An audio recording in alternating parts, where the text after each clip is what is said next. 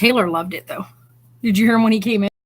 I think I caught him by surprise. He was all, "Whoa, your hair." Oh, that was really cute. I'm trying to not tuck it behind my ears. This is not an easy task. Because out of like habit, I'm always tucking my hair behind my ears, and I'm trying not to do that. It does look cute, though. There you go. Just stick that right on your boobie, and then just put him in front of it. I mean, it's got the hole right in the back of it. Those are like the perfect binky because they they're the same as like the way that the shield was shaped on you, as well as his bottle that he uses. So, oh, hi guys. Just over here, just yakking. I put the title as exhausted, LOL. Not exhausted in the sense that you would think. Not tired. But I'll get to that. Hold on.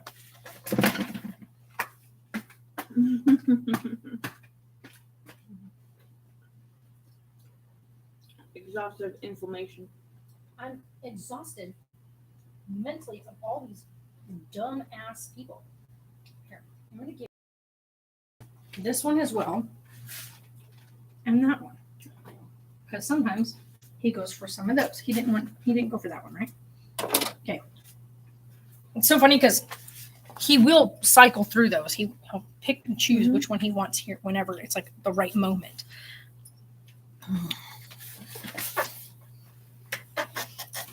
My shirt. And I'm sweating.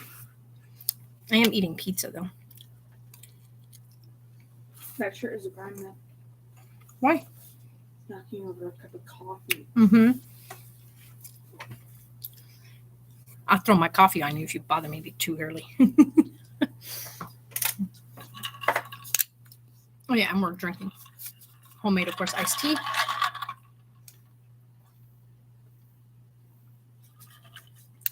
That is so good. Sarah has to go back to the dentist. Yep, Sarah's got to go back to the dentist.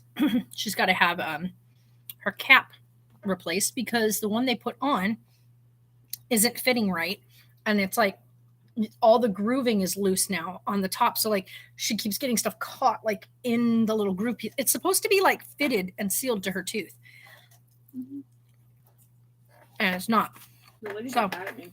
The dentist got mad at me because the temporary cap that I had before came off. And it didn't stay on. And she was like, well, you were supposed to tell us when it came off. We did. We called them to tell them it came off. And they said, well, her piece will be in a few days. Because we had to go back when it came off the first time. By the way, it came off twice. Because it came off the first time when it first came loose. Like we weren't even home 2 days. Mm-hmm. And so we went back and he refitted it on there, the temporary one. And I think it lasted like a week and a half, 2 weeks, and it popped off. We called them and they were like, well, her cap isn't ready yet. And so we were like, well, when do you think it'll be ready? So they had her just push it back in place. So it would stay there, but then it would pop off on it again. So the temporary one was kind of like where Sarah could just pop it out if she wanted to. Finally, her permanent one came in and it's not staying correctly. So she was putting it on. She was like, well, it's not going to fit correctly, but I'm going to try and do the best that I can. And I was like, yeah, how's it not going to fit correctly? It's supposed to be. It down on the inside and she would put it on my tooth and stuff.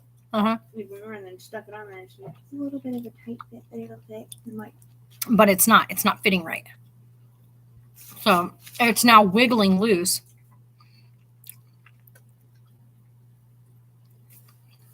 We're good, Kristen. Why do we need to lay in the water? He was spread all the way across the doorway a minute ago. Her hair is like. Because he knows we're eating. Mm-hmm. He knows we're eating. Mm-hmm. Yeah. He's like, I'm gonna get some of that, right? Like, no, sir. No, his old man booty. Hi, Kelly. How are you? We did get some Mountain Dew, though. Taylor went all crazy about my hair. By the way, you guys, so This was me after getting out of the shower, right? And I towel dried my hair. I left the towel just setting on it. Hi, Samantha.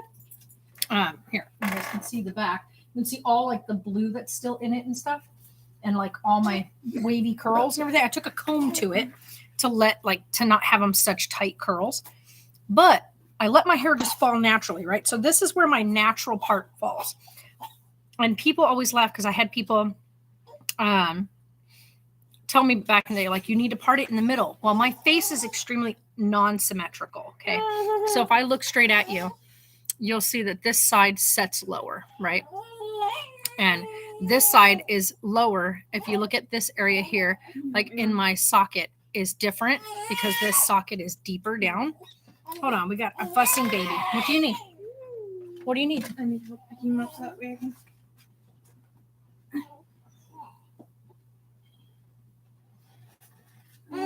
He's going to be fussy.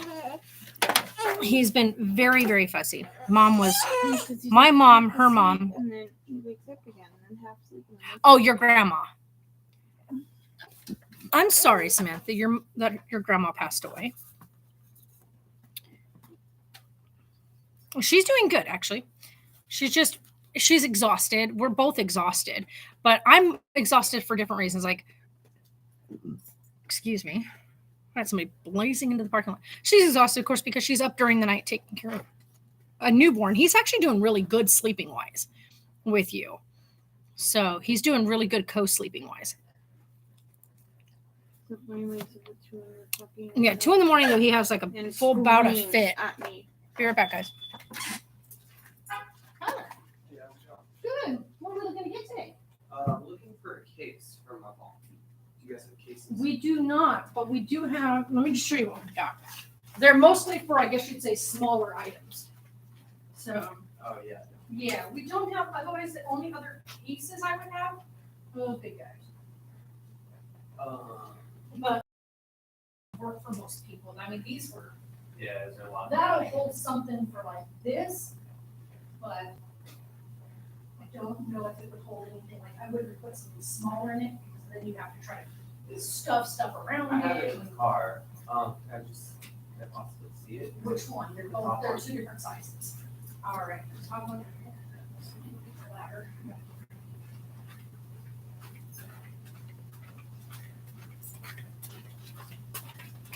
His little head at me. He's like.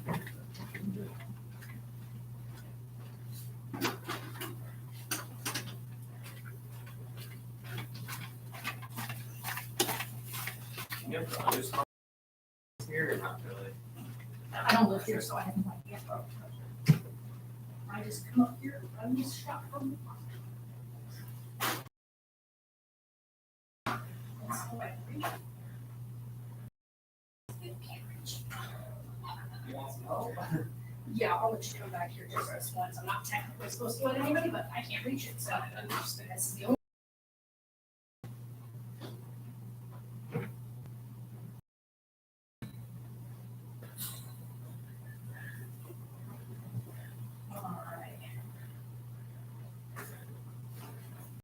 Step back around on the other side of the board.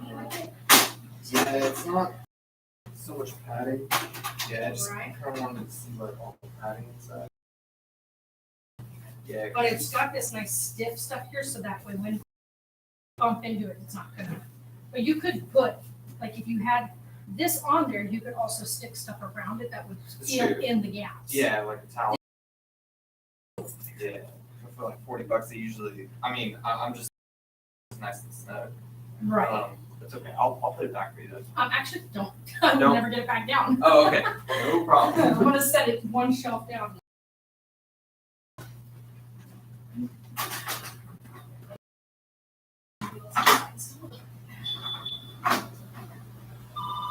Oh, no, just hush thing.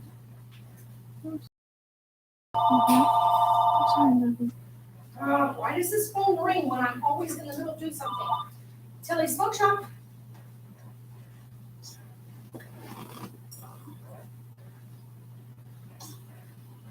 On hookahs, like just an actual hookah. The ones that I have left right now.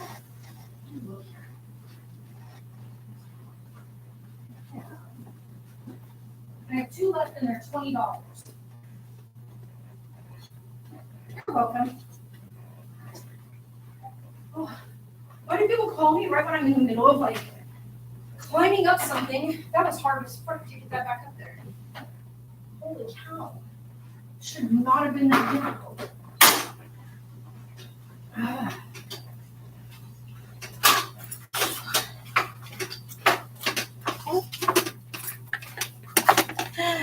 It's a little bird.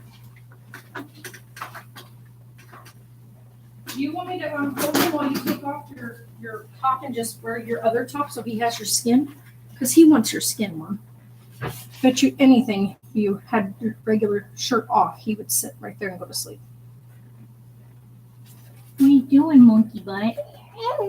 Uh-huh. I know, right?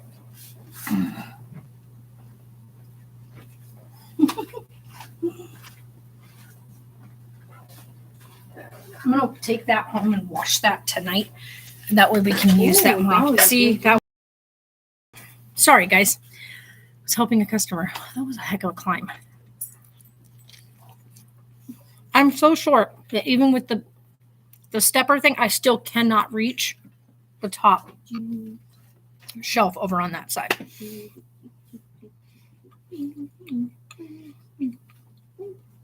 I decided not to put the thing back up there. You didn't miss anything. I literally just sat back down. I got you. And I knew I hope at some point he starts becoming a little more like social.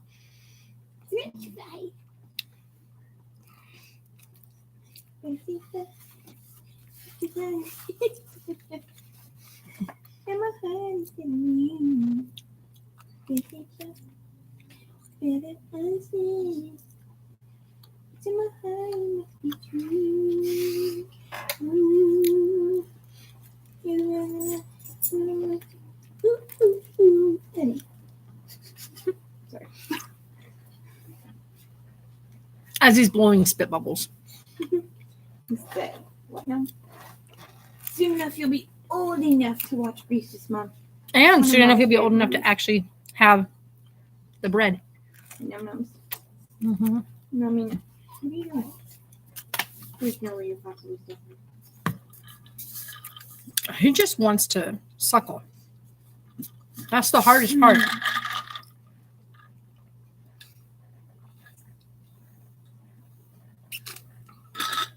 He wants to pacify on her, which is what Sarah used to do to me all the time too when she was baby.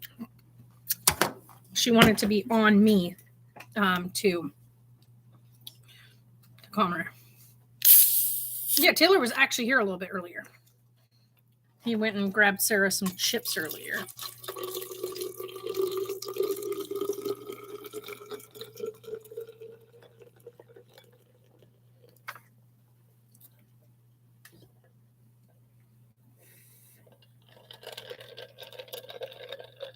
Can I see where that's at? Thank you.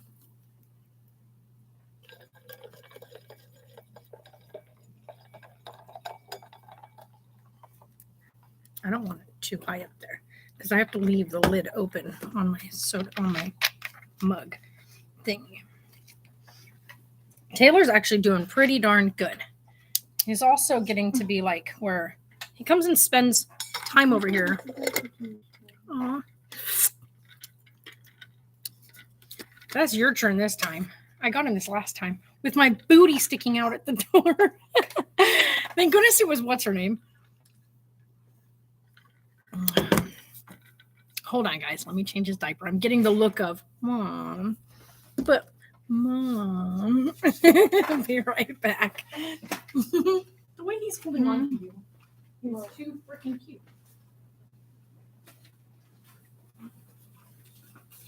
But Mom. You're so big. I take care of him all night, okay? You get to see pretty good. Yes, him do. No, he screams. Him that he takes does. care No, he only does that like once in the middle of the night, and then him goes back to no, sleep. you don't, because he wakes up every 5 minutes during the night just to Big stretch. I got a smile that time. I smiled that time. Hello, buddy. Hi, buddy. Hi. He said, "What would you talk about?" He's like, whoa, Grandma. Nope, there's not. Okay. It just farted, so I don't know, mister. You have some tootie wooties. You have some stinky tootie wooties. Red, Mom. Huh? Is it? Okay, we'll make sure we put some stuff on there. You don't want. Yeah. Ooh, he's like, hey, Grandma, quit tickling me. Why are you so silly? Here, Mommy, wrap that one up. We're going to pop that thing off of here so you can play.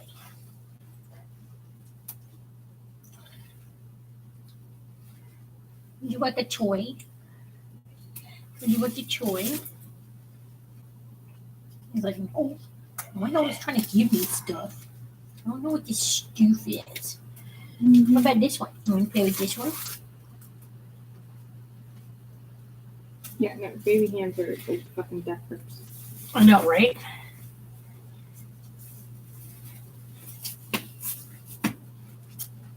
See if he'll play for a little bit. He's gonna probably spit up. No, It's got What? the hiccups.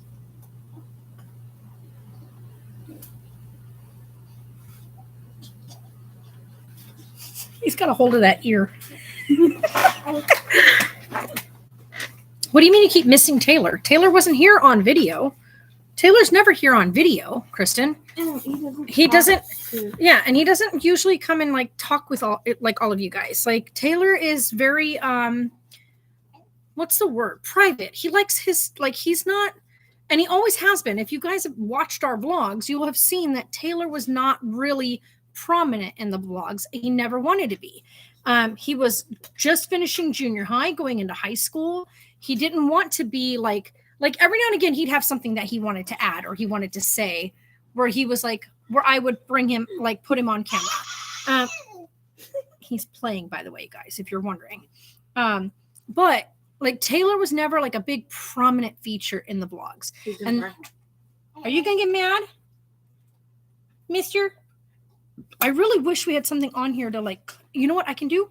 Because I only have paper clips right now, I can paper clip a couple things right there. Excuse me, be right back. Because paper clips can go through that without breaking it.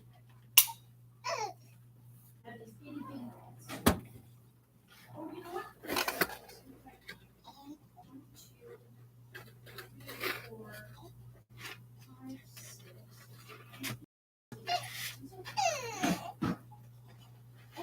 It's not that bad.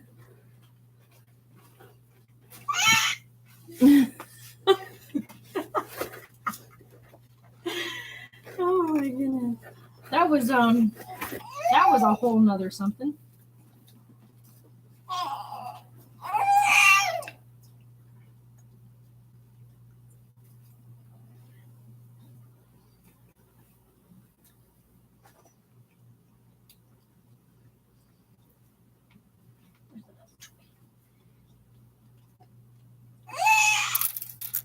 Wah!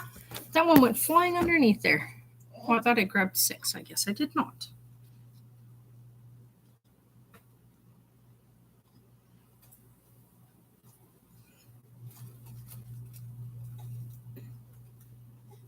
Come here, thing. Go.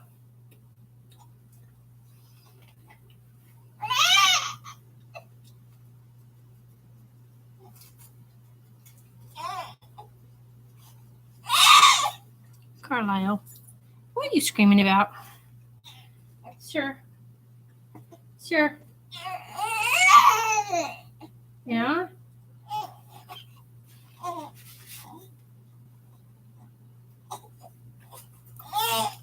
I know. You said, I am mad.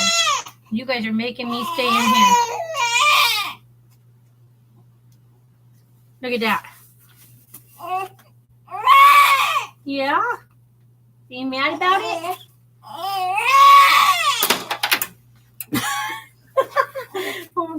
the whole thing. Would you like this one? I don't know which one you want.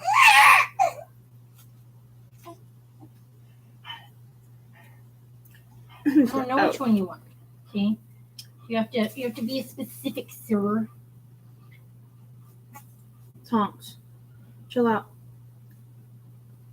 I'm saying no, but I don't want that one. You only get like that when the baby's crying. Yeah, it gets all puffy. Mm-hmm. I thought I put those where they were going to face him, but they are not. Apparently. I don't know directionality. And this one I put in, I need to move that one to right here and that one a little bit more.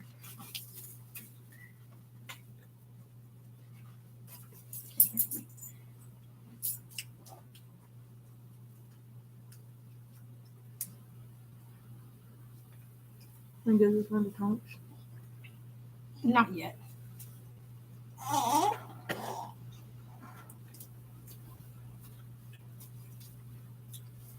Did you just put the banana on my son's face? Nope. It was actually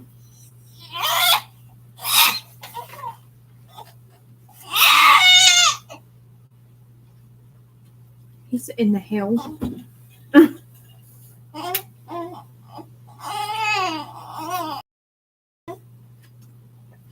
He's like something stuck on.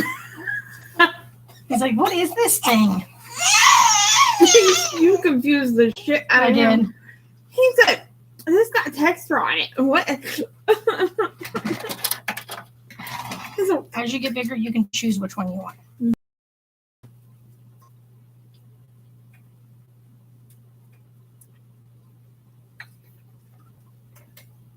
We didn't bring his sleep size, so you know. Yeah, we should have definitely brought a couple of items. There's a couple items we definitely should have brought today. Well, at least we know for tomorrow. Yeah. This piece can actually stay here for right now because he doesn't use that at home. We're eventually going to get the small pack and play because it'll fit in the room the best. A full pack and play might actually fit in there too, just fine. In that one side where the, what do they call it? Where the changing table is. We can keep the changing table there. What we can do is where the swing is, we can put the pack and play on that side. The only thing is I think when it's, sir,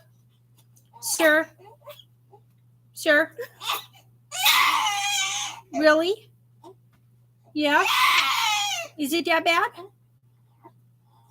He's like, I don't know. It's just something to get mad about. Did you drop your binky?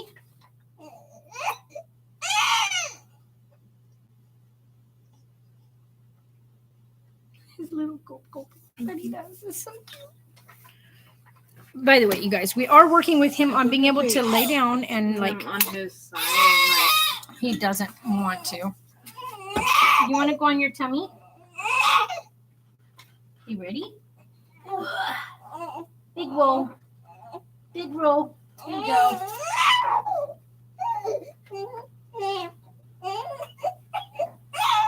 What? Now, would you like your binky? Would you like your binky for your tummy time? Huh?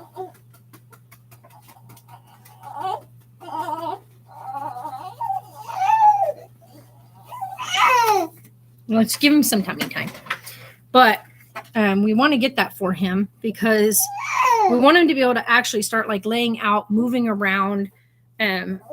He has been doing like really good on his play mat. He said, yeah? Get it, buddy. Yeah. Yeah. Oh, and he talks a lot, as you can hear. Now, there's a difference between his talking and his crying. If you're not someone who knows him, you would think he was crying all the time. It's not him crying. He's vocal. Right now, he's on his tummy, and he's reaching forward at we have all the binkies right in front, and his little plush, like his little tiny plushies, or like little hand grippy baby plushies.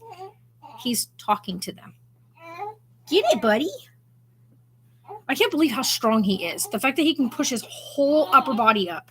You guys, he rolls over, by the way. So if anybody was wondering, that'll be in his update on his 2-month update when he's 2 months old. But right now, he officially at 7 weeks old rolled over. And he does it repeatedly. So he rolls from tummy to back, not from back to tummy yet, but from tummy to back. If you put him on his tummy and he's done with tummy time, he'll roll himself over, which is, I think, where he's headed in just a second. What are you doing, Bubby? Get it, Carlisle. Get it, buddy. Go ahead. You got it. He's like, I'm rolling. You watch me. I'm going over. I can't believe how long he is. Do you know by the time you were 3 months old, you didn't fit in one of these anymore? You were too long for it.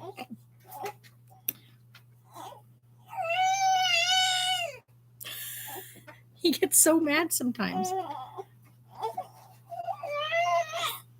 As much as he gets fussy like that for his tummy time, you got to sometimes give him that tummy time to get them going, because there's a lot he's going to learn from that. And then he gets a lot of tummy time on Sarah and I being like chest to chest, because that's kind of his favorite way to fall asleep. He literally farted and stopped himself. He stopped because he was like, whoa, wait. Noises. What, baby? Here, Bubby. Here. There you go. I know, but you've got spittles all right there. There you go. Let me have a napkin or something. Let me have your napkin. I'll get you another one. I just need to wipe this off because he spit up right here.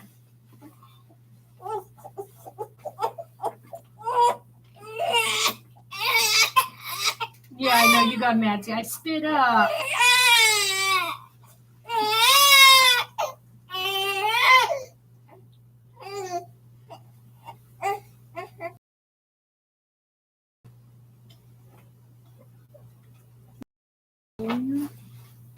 Every time I try to swaddle him, he gets pissed.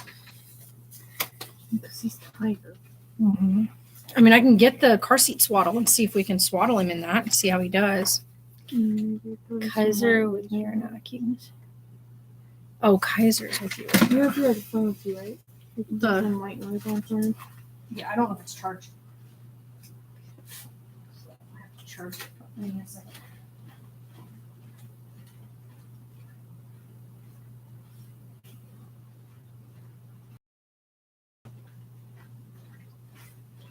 So he doesn't mind being outside. Hold that for me, just in case, because if he doesn't go to full fuss mode, then we'll just plug this in real quick and put white noise on. Yes, my baby is white noise baby. Most babies are, so it's really, really good for them anyway, because it eliminates all outward distraction and I learned that I can lay with him at night, but the TV has to be turned all the way down. The volume cannot what is be up at all. happening with you, thing? Because if he hears it, then he wakes up and he starts crying and stuff because it's got noise and stuff. He has to be able to hear the AC while he's sleeping. Yeah. Oh, come on. His AC is like a white there we noise go. kind of Gosh, thing this for thing him. is stubborn as all get out. So while he listens to the AC, I can watch my shows just without Yeah, the AC. That's the thing is, you guys, he's so used to the white noise because our air conditioning unit is so loud inside the RV that I have to give this a minute. It's not loaded. It's not charged. Loaded. That was not the right word. But yeah, so you guys, I've done the whole, for the past year, I've tried to do the spray my hair with dry shampoo during certain parts of every other day. I'll wash my hair, then spray my hair with dry shampoo, not the day after, but the next day. And then, so by day 3, wash my hair again. And I've tried that, but I have found that in doing that, my hair is it's so greasy. And even after washing it, it still seems to have a film on it. So I've done the 2-step washing. So where you wash it with shampoo and then rinse it and then if you think you're done rinsing, rinse some more kind of thing. Actually spending a physical amount of time in there, like clocking that I am rinsing for 20 full minutes and then washing it again to try to strip it down because it gets so oily that I get like, I don't know what's it called. It's like cradle's cap, I guess would be the right thing. Like it's adult cradle cap, like just these patches of scalpy tissue that just gets stuck, and then you get what looks like dandruff, but it's not dandruff. It's like I get these sore patches and whatnot on my scalp because of like eczema. And so I'm like, this is ridiculous. So I have started washing my hair daily again. I guess some people's hair just requires that. Like I'm not gonna like, there's so many hairdressers out there who say different things, but I have found for me not to get breakouts and like scabby spots on my hair, I have to wash it every day. So now, even if I don't jump straight in the shower in the morning, if I wash my hair the day before, I'm washing my hair in the shower, like showering my hair, and then I take a full shower when I get home every night. So as of right now, this has been a couple of days where I have washed it daily. So I started doing that on Tuesday, where I washed my hair, like not the sink, but in our shower because it has a detachable. So I washed my hair in the shower, and then I did it again on Wednesday, and then I did it again last night. And I'm like, my hair is already feeling like it's got life again. Okay, like why? Because that looks so good. Cheese stuffed chicken breast. That looks so good. I've got people. Be right back. Hold on, be right back. Hi there. How are you? Uh-huh. Did I leave the sign up? I did, didn't I?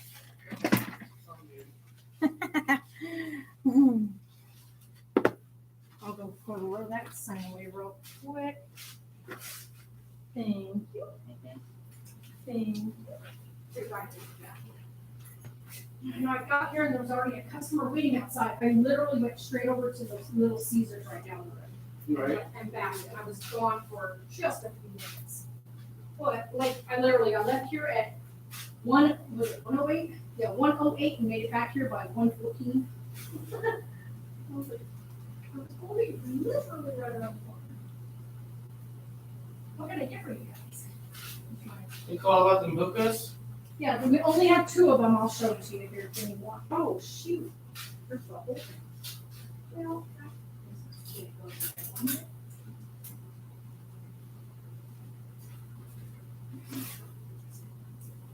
all right. These are the 2 that we have left. They are $20. They come with 2 hoses. Let's see here. This one is white. Oh, what? Which means they are.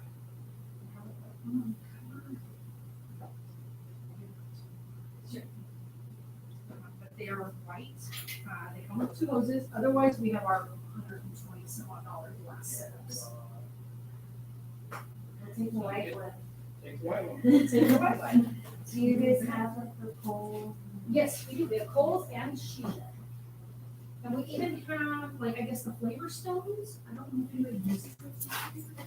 But we have, like the banana. What do they call it? But they're banana flavor stones.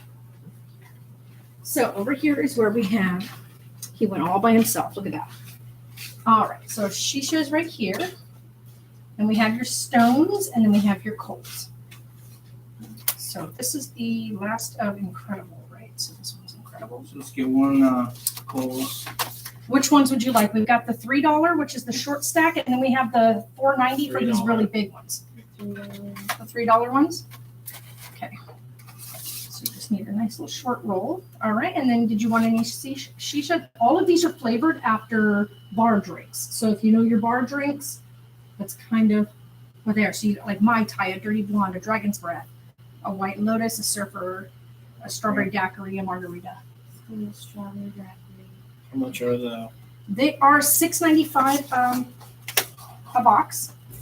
So one of those. Yeah. All right. And then what are these stone things? These stone things, yeah, I was gonna say this is old Yeah. school. Like, yeah, if you've never done them, whatnot, it's really No. old school throwback. It was like when they first started making hookah. Right. So she's like, I'm gonna go and bring up a kickback from the hurricane. Yeah, you would stick your stones down, you stick your coal in, when the stones and the coal get hot, you would put that banana flavor in whatever flavor you were putting in your pizza. So.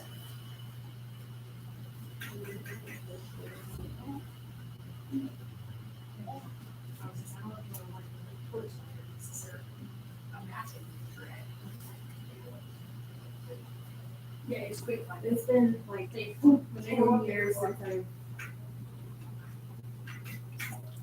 3217. We're going to open your box here, make sure all of your parts, okay?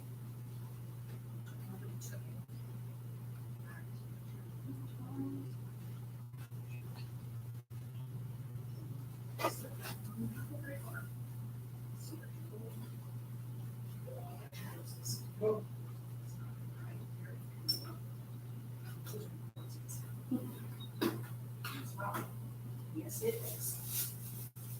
Luca's so nice, though. So nice. That's what they get enjoy without having all the things.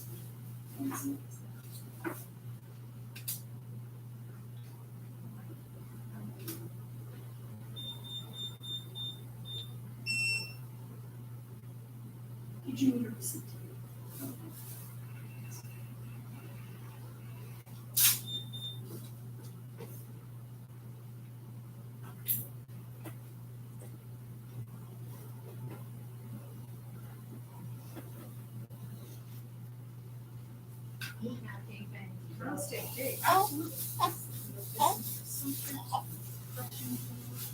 There you go.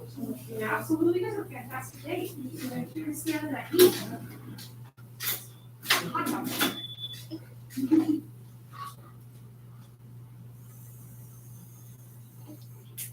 I finally got him to smile again. He seemed like he was really it turns from a trailer for a baby into a stroller. Oh, I know, because then you can just unhook it and go where you need to go. Hi, guys. Hi, buddy. All right, let's do this. Okay. Hold on, guys. I'm trying to pull up a white noise for him real quick. I have it programmed on my thing here.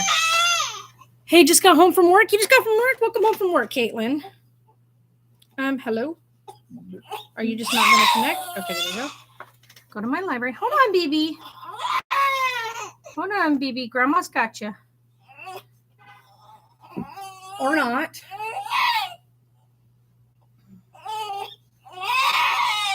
One second, guys. I'm going to put the... Right here. Let me find it real quick. Hi there. How are you today? Okay. Give me 1 second, honey. I'm going to find something for this little guy real quick.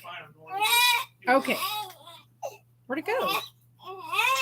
I know I have it on my list. There it is.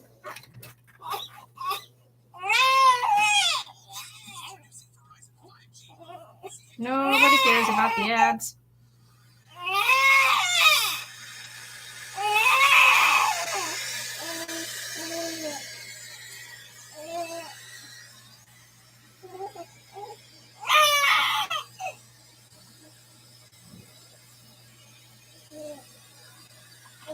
There you go. He's going to be fussy, guys, so give him a minute.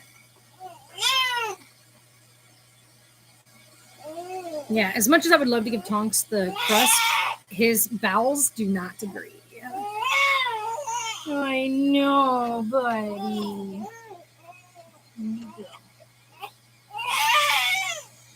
Okay.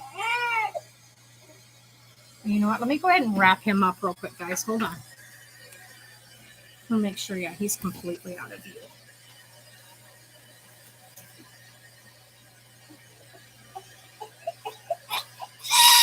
I love that little rhythm beat that he does when he's like, I just want someone to hold.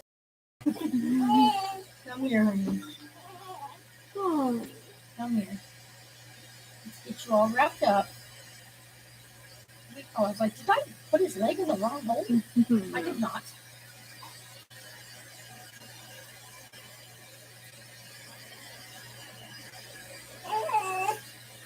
Yeah. said, oh, something to chew on. He likes that one fast fry that he had.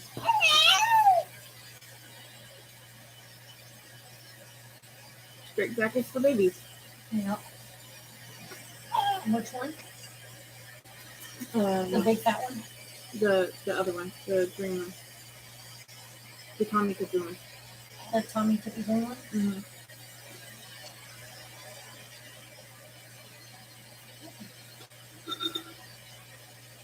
He had that one for a while.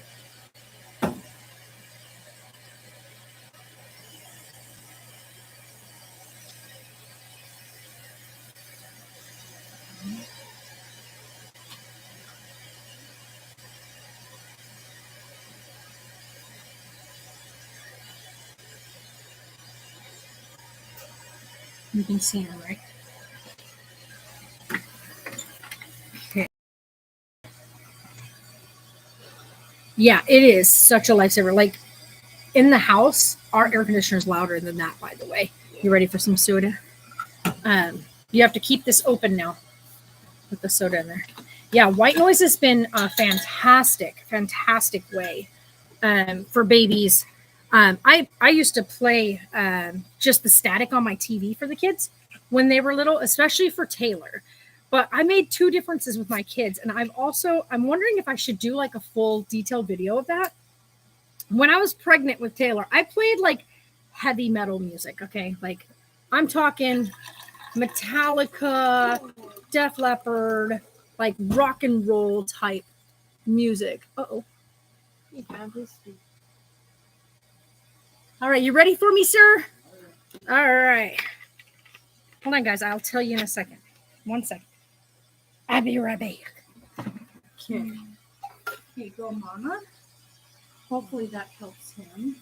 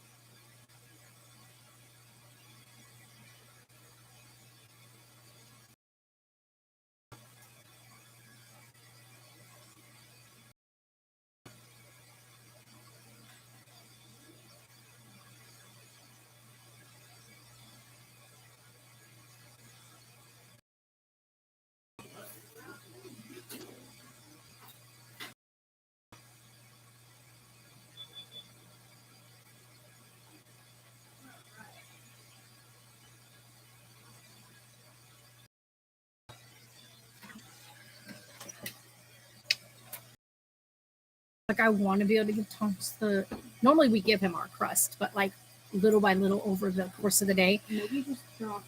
No, because he's had like he's not drinking water the way he's supposed to. The only way we can get water in him now. Give him stuff, he then accepts it. Right. Afterwards, right, because then he'll start begging for it, and I'm like, yeah, no. But the other thing we've noticed is the only way right now, and he's got a big bowl of water back here, he won't touch it. Like, just refuses to. The only way I'm getting him to take any water in recently is by him putting it in his food. So I'm like literally doing like his food scoop. Like he gets 2 big scoop, like 2 large cups of food. And then I fill the whole bowl up with water. So he's literally like fishing his food out of the water. Huh? I'm so angry. Why? Because he Oh, I know. I'm not even going to talk about it on here. But anywho, I know. I know. Not here. And I was supposed to wash it yesterday when I did all the laundry, and I totally forgot because I was supposed to also wash the Moby wrap, and I forgot. So today I got to take the sling home, wash the sling, the Moby wrap, and the blanket, and get them put outside. Did you see me last night? At 4:00 this morning. Don't ask, because I have no idea. It had to have been when I had to have been dreaming. It had to be in my dream. I don't know. But 4:00 this morning, I thought the wind picked up because I felt the RV move a little bit. So when I opened my eyes, I must have been like between a dream and like reality, because it sounded like the wind was gusting so loud. I like threw open the freaking curtain on my bunk, like look, thought that the tree right there was wiggling, jumped up, I was like, the laundry, because it sounded like hurricane force winds outside. I get flying up, I pull the door open, I step out, and I'm like, it's completely freaking dead still outside. I was like, so I walked back in the room thinking maybe it was the show that I was watching, because I was watching Deadliest Catch. But the stupid player had stopped working, like always. After 3 episodes, the stupid player will stop and it'll say can't play. So I know, because by that point it was 4 a.m. I had fallen asleep somewhere around midnight. So it had been 4 hours. The episodes are only like 45 minutes long. So it had been dead. Like the episode thing was stopped and my computer was in sleep mode for probably about an hour. So it wasn't noise coming from the computer. So I was like, why? What happened? So I had to have been dreaming about something that was windy or whatever, because boy, did I come flying out of bed. The laundry was fine, guys. It was survivable. But I always like, oh my God, our laundry freaking probably blew away off of the fence, off of the thing. Yeah. Don't ask. It was so funny, but I went right back to sleep. I got back inside and went right back to sleep. But yeah, she was sleeping, baby was sleeping. And I thought for sure I would have woken up the baby, because I went flying out the front door of the RV, or side door, I should say, because there isn't a front door. But I need to go and get our tire on the RV fixed or aired up. But the first thing I need to do this weekend is for my weekend, guys, so I need to get a big piece of cardboard. Speaking of which, we need to grab cardboard from here. Big piece of cardboard to slide underneath the RV so I can get underneath there. I figured out which cable thing he chewed up. I need to rewire that. So I've got to fix it, because he tore it up in 3 spaces. 3 different spots. Rigby chewed the same big green fat wire. So I need to pull that apart, clean cut it, and then reconnect the pieces where he destroyed the cable. But the good part was, it is not what I thought it was. I thought that he chewed up the piece to the main, what is it called again? Generator. It is not. I thought it was the big green power cable to the generator. It is not. It is one of my running cables to from the front of the vehicle to the back of the vehicle, to the back of the RV. So it is for lights and stuff. So I don't know exactly which light is out, or which one of the pieces out, but it is from that lighting harness. So honestly, I may not even need to really dork with it, but I'm going to, just to secure it, get it fastened up there. Also, you guys, Rigby's eye has 100% healed. He sees out of it and everything. And I was for sure that it was just going to be whited out like that. It was going to be damaged for good. Vet said the same thing upon seeing it. But with me doing the eye drops in it, by the way, I've never had a cat be so absolutely A-okay with eye drops, but it's healed. It's completely healed. As if though it never had anything wrong with it. So yeah, so I'm so happy that he's got his eye healed up. He's in here, him and Gracie are in the bathroom. Gracie is huge. Not huge in size. She's not a big cat. She's huge. She's getting really, really chubby. So I'm going to have to put the auto feeder away. We can't do that anymore. Rigby would be fine on an auto feeder, because Rigby's really picky about eating.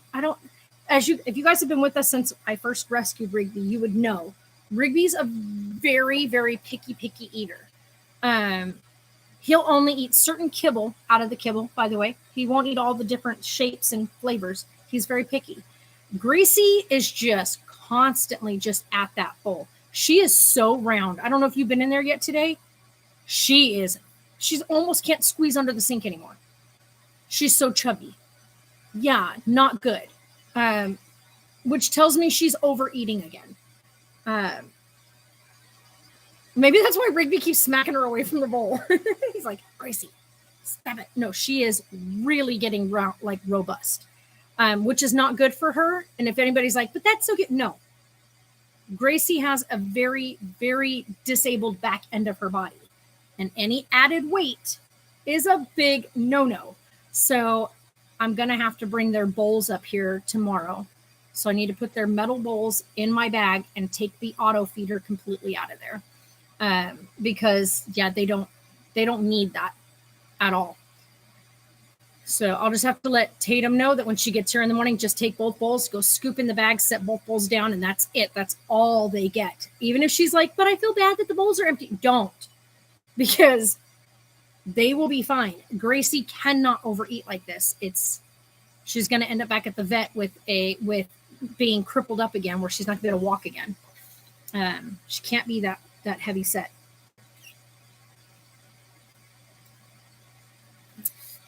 It sucks that we can't have them at the RV with us just to be like cats and run around and just be free, because Rigby just cannot control his urge to chew wires. And He's almost 2 years old and he's still yeah. stopped. Yeah, he still hasn't stopped. It's a really nasty habit. He started it as a little bitty kitty, and Anything that has any string toys. anything. Yeah, if he has a toy that has a string on it, he'll chew the string completely off. He had little mouse toys that had little rope tails. He chewed the tails off of them. It's just, some cats just have that habit. He'll sit there and you'll listen to him put it to the side of his mouth, and you'll hear him grind and grind and grind until he has it loose. And that's what he does with anything that has a string, an attachment, or whatever. And the baby's play stuff and his swing and all that, the swing has a plug on. He already chewed one of our baby swing's plugs.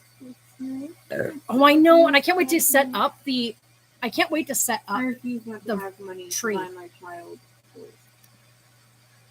Oh my gosh, thank you. Taylor wigged out about seeing it today, because he hadn't seen my hair down in a while. I've been wearing it pulled up or in a headband. This is just letting my hair be.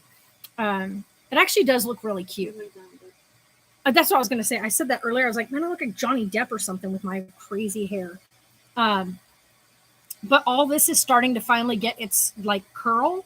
So it's starting to get that big wave, like that natural wave.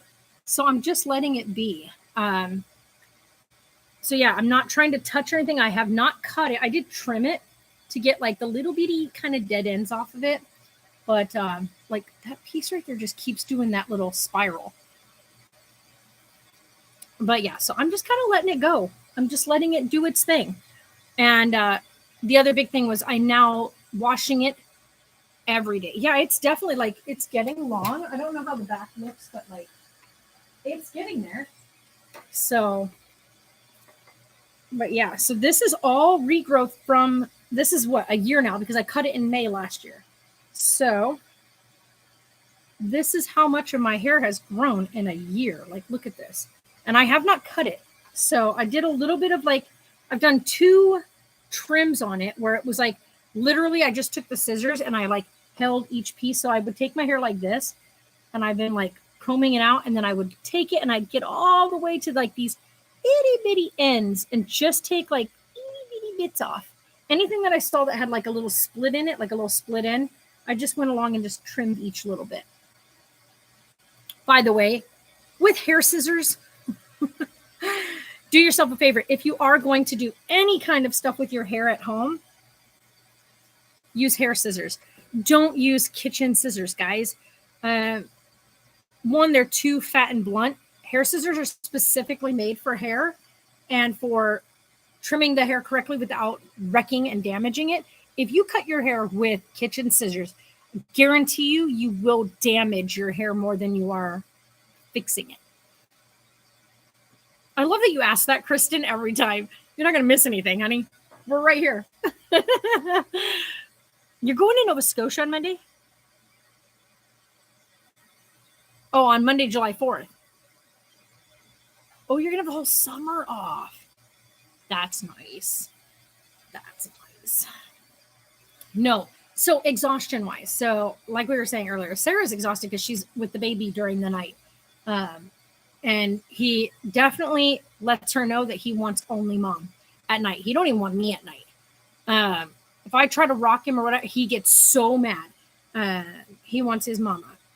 But for me, exhaustion-wise, is I put exhausted, LOL. I'm so exhausted with watching and seeing certain things that are going on in mainstream media, so MSM, versus what we're seeing in contrast to those of us, the world, all of us that have access to social media and access to watching things unfold in front of our own eyes and being able to make self-judgment, right? To be able to see something for ourselves and judge for ourselves how we perceive that evidence, right? So if something is given to you, right, it's like, here is my story and here's the evidence to support it. Here is this story and here's the evidence that supports that. We are able to take that information as humans who have gone to school, who have educations, who have some form of self-awareness. We can take that evidence and we can see for ourselves what is happening in that, right? And like we can determine what we decide is truthful to us. Hi, Anj. So here's my thing. Okay, this is not just about the Johnny Depp Amber Heard stuff. This is about several other ones. There was the Rittenhouse trial and stuff like that, which I was angry when I first heard about the verdict, right? I was so angry. Like, whoa, was I mad? But then I was angry because of the verdict, and I'd only heard what little bit was available to us through mainstream media. This is where I took a big turn. I decided to go watch this after the Johnny Depp trial. I decided, because I heard her mention it several times on Emily D. Baker's channel, about the shocking thing about this trial is that it kind of shocked everybody like the Rittenhouse. And I was like, what? And she said, go watch my coverage of the Rittenhouse trial. Go watch it. You'll see what everybody is like, you know, why we were all like, there was people that were pissed that he got off pretty much scot-free. I went and watched the coverage, the information, the details, the behind, and you know what? I was wrong to be so mad. And I will admit that I was wrong to be so mad because the evidence spoke loud and clear for itself. Yes, I'm actually watching her coverage on the Josh Duggar stuff. And I did watch all her coverage on that. And the fact that he got 12 and a half years, was convicted. And so I've been watching all of her stuff. I was not following it prior to. I didn't want to know what anything in the media was. I didn't see anything like I'd heard that he'd gotten arrested a while back, but I never really followed up with it. You know what I mean? Like, we heard that he had molested his sisters and whatnot when he was a kid and they were kids. And then I heard about the arrest because of CP found on like his work computer type stuff. But other than that, I didn't really follow anything. I was just like, okay, well, he's a sicko. I did end up watching Emily's coverage of it. This is something I've been doing recently. I've been spending a lot of time on Emily's channel. And I'm glad I have, because it has a lot of legal coverage, like a lot of law information. And she really stays completely impartial when she's breaking this stuff down. Like with the Johnny Depp Amber Heard trial, I don't think she once picked a side. I think when she was watching the attorney's work, you can see when she would get super frustrated with one side or the other. And it was really, really crazy. It pisses me off. Apparently he might get, and that's always a possibility, Anj. You have to remember, though, there is a legal process, okay? And if you go watch Emily D. Baker, it's called The Emily D. Baker, is what her channel is. And go watch her channel, and she will explain to you all the ins and outs of like what happens when you have a trial, criminal trial, civil trial, whatnot. With a criminal trial, which is what his was, there is an appeals process. That is his legal right. Okay. He has a legal right to that process. Does that mean it will get overturned? No. What it means is he has a legal right to appeal the verdict, which means the jury heard this. This is the information. Now it's going to go into appeal. Now, when you put an appellant process in, your appellant is going to say, right? So your paperwork, everything that's written out for what you're appealing has to tell them, why are you appealing it?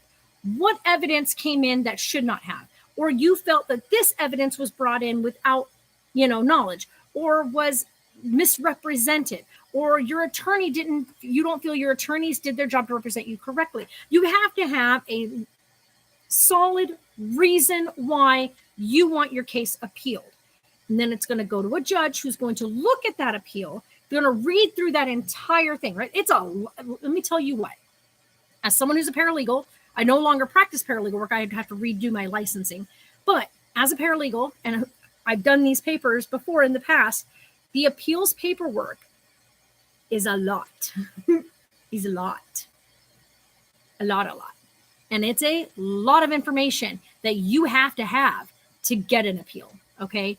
So if a judge reads that and goes, yeah, no, they'll deny that appeal. Now you have so many appeals that can happen. Okay. Without a crystal ball. Yeah. But is that person an actual attorney? Because Emily D. Baker is actually an attorney. She's been studying law, or she's been practicing law for 17 years, 15 years of it when she started her YouTube channel. She was a district attorney, and she is now, what do they call it? When they use you for, oh my God, there's a word for it. I forgot what it's called. Where they go to her for taking and looking at cases. They go to her for information. Consultant. She's a consultant, a legal consultant. Be right back. Hi, honey. How are you today? Good. Sorry about this.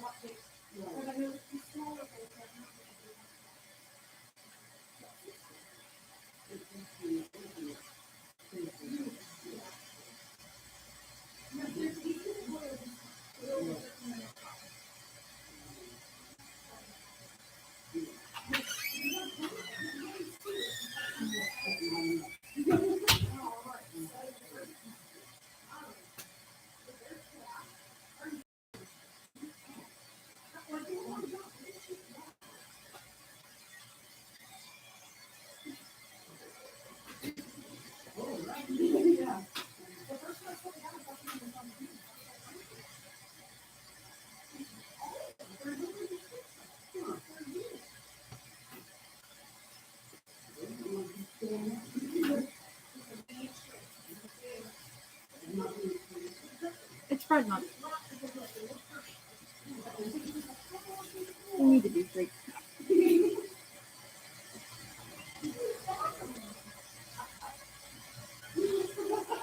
Y'all have one job. I don't know.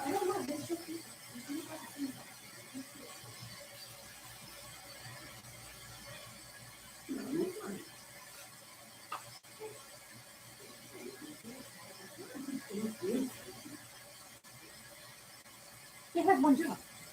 All of them are like this. You laugh like she did too.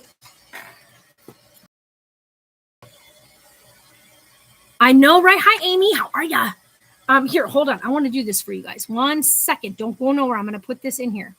Let me grab. I think you guys can still see me. Yeah.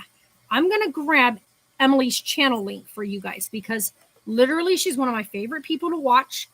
If you guys got like legal questions, And she doesn't give legal advice, by the way. But if you guys have questions about like some of these processes of these cases that are on here, let me grab her channel real quick. Here we go. I am going to copy. I want to pin it, but I forgot how to pin in my thing. So paste. How do you pin a comment? I don't remember. Okay, this is Emily D. Baker's thing. Okay, now let me pin this. Aha, pin the message. That way it stays at the top. Good. 1 second, guys. 1 second. Ta-da! I did it! Holy cow, I did it. Hi, how are you today?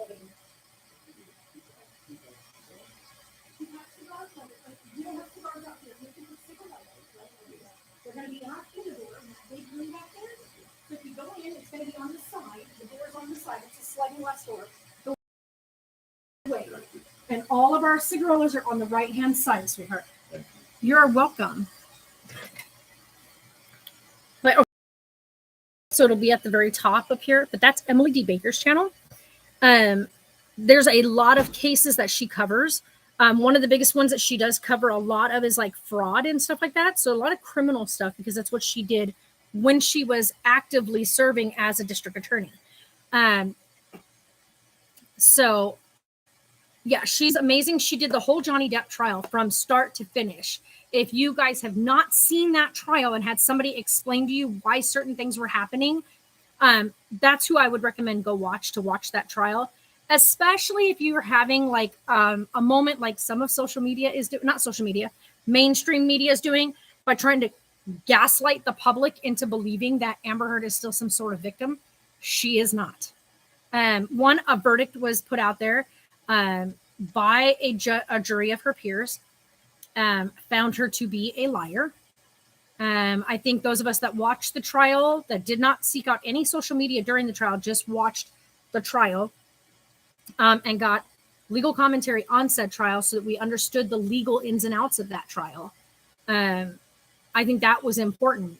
I think all of us, Sarah watched it with us, and we both said the same thing, which was, how did people believe her?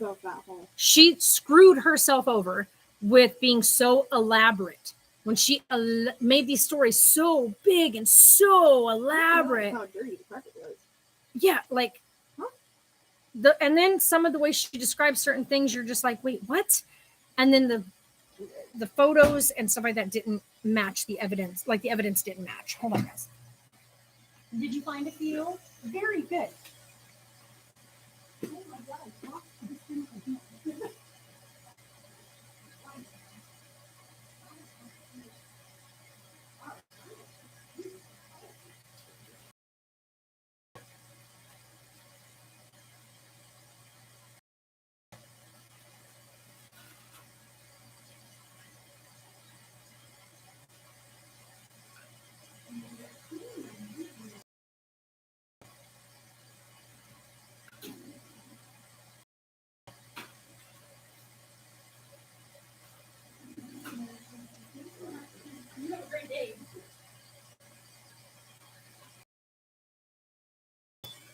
This will probably get demonetized because I am talking Amber Heard. My other one did, and the other one, the only thing we talked about during my whole video was going into like telling you guys to go check out LawTube, and I got that video got demonetized, not for any other reason, was because I talked about Amber Heard. But anywho, so I'm just looking at it from like the outside perspective. Josh Duggar won't own up to his own irresponsibilities for your responsibility, his own irresponsibility, your responsibility, and is now framing an employee of the car lot because of the employee, he knew the password. Yeah, except for the fact that they tried to do that in the trial. And I'm sorry, but the trial's already over with. Like, he's already been tried, he's already been convicted. It's a done deal. And that was stuff that was brought up in his trial. They tried to put this off on somebody else. He needs to grow up and get deleted by maybe, but not. But he said, yeah. No, I know what you mean. Yeah. No, I know. No, I know what you mean. So here's the thing, is that his wife set up a tracker on the PC. He set up a partition. Now, if you don't understand computers or not, you're not going to understand any of that. But as someone who is with somebody for the past 20 plus years, my partner in crime, Jay, he does these things on computers, right? Like he taught me how to make a partition on my computer. So I learned how to partition my computer so that I could have my work stuff as one unit, whatnot, and it did not ever have to interfere. I could log into my other separate partition of my computer and use that for just like what we're doing now, right? So just sitting back, chit-chatting, whatever. The other partition is password protected. So that way it has where I'm working on my book. It has where I have my stuff from school. It has all my files and stuff like that for what I'm like for when it comes to like day in and day out type stuff, right? So like my bills and utilities, stuff like that. I have my files there. But I don't want that stuff on the part of my computer where I'm using my computer to just like hang out, chill out, be with friends, take pictures, stuff like that. I don't want that stuff interfering with the other. So I know how to build those kind of things. And that's what he did, is he partitioned his computer without her knowing that he did so that he could have CP on the other part of his computer. And that's the problem, is that he has a history of this stuff. She was worried so much so about what he was doing online that she put a tracker on his system and he partitioned it so that she couldn't track it anymore. And but there's a whole bunch more than just that. That's like a blanketed statement of kind of what happened.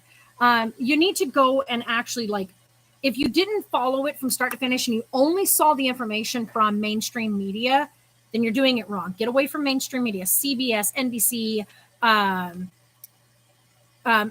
what do you call it? CNN, all of that. Just stay away from them because they are gaslighting the crap out of you on certain things. Just like this Johnny Depp Amber Heard trial thing is not a setback to women's rights. If you are a victim of DV, tell your story. You will be believed. You know how I know you'll be believed? Amber Heard was believed for 6 years. When she came out and put her story out there, people turned their backs on Johnny Depp. Everybody believed her story. Everybody. When she took out a TRO and she showed up outside of that courthouse with the bruised face, nobody questioned whether that bruise was real or not. People didn't even question what happened to the bruise a few days later because nobody was thinking about that. All they thought about was, damn, I can't believe somebody we know and love. Like, wow, I guess you never know somebody behind closed doors. We believed her story. Then he finally sued when he'd had enough. And it's out there now. The truth of what happened is out there. Well, hi. How are you? No, we do not. They are on, as you can see, we're almost completely empty on all of our seats. They're on back order. Well, they can get them at the other store. They may have already had theirs though. They may have already stocked them. Like we had an oversupply of them. But then we have 4 stores. There's something to all 4 of our locations. A lot of good stuff. Good stuff, Nicole? You bet, sweetheart. Is that it for you today? Yeah.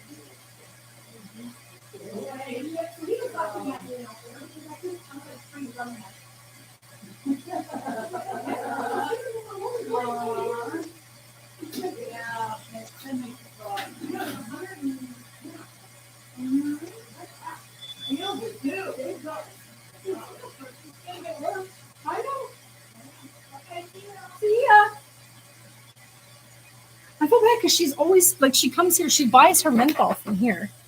I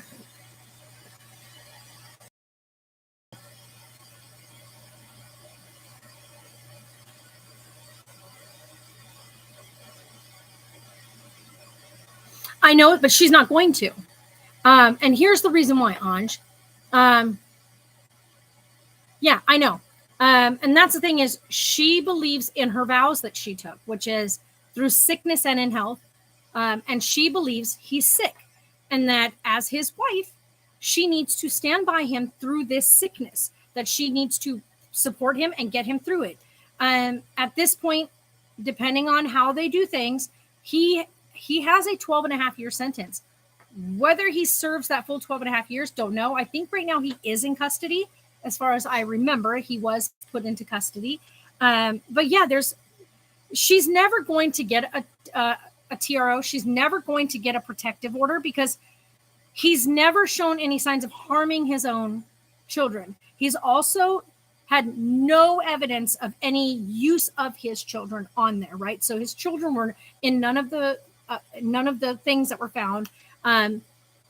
So, I mean, for them to say that he's a danger to his own children is one thing, but because he does have a 12.5-year sentence, he's not going to be around them for 12.5 years.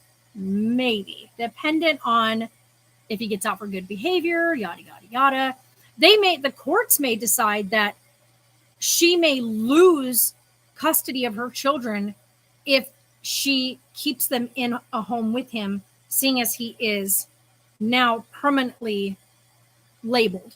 I can't say certain things on here, but you know what I mean. So permanently labeled. Did you see the drama a while ago with Jess Pham and her, ex-friend now? I don't watch any of that anymore. She needs to go to therapy and realize he's not sick. He's messed up. Yeah, and that's the thing is, he's completely, you have to be at some point sick in the head. Like, there's got to be something in there that is completely disconnected to think that it is okay to do what he was doing, if you know what I mean. No, Amy, I do not watch Jess Pham. I used to, but I think it got to the point where I think she let a lot of things get to her head for a while, and I still think she's quite on that side of things. So I stopped watching. I really enjoyed watching her, and I think his name's Chris, her husband. I think his name's Chris. I loved watching like how they co-parented and worked together with his kids, her kids, and how her and her ex worked together, and his wife, and like, I mean, they became this amazingly like well-rounded out, really good to do like co-parenting family group. And then like it just got to where like these vacations and these trips and all this stuff that was kind of going out there, and I'm just thinking, okay, yeah, take a step back. Also, for someone like me who works my tail off, who, you know, we barely right now with the way things economically have gone, we are skimping by. And I in no way make too little of money. Like, I make a household income for just me working pretty dang decent. And yet we're still just on that fine line. Sick in the head for sure. There's no getting better. There's never going to be a moment of getting better, but there is that moment of, just like an alcoholic will always be an alcoholic, right? Just like a drug addict will always be a drug addict. But can they avoid those things? Yes.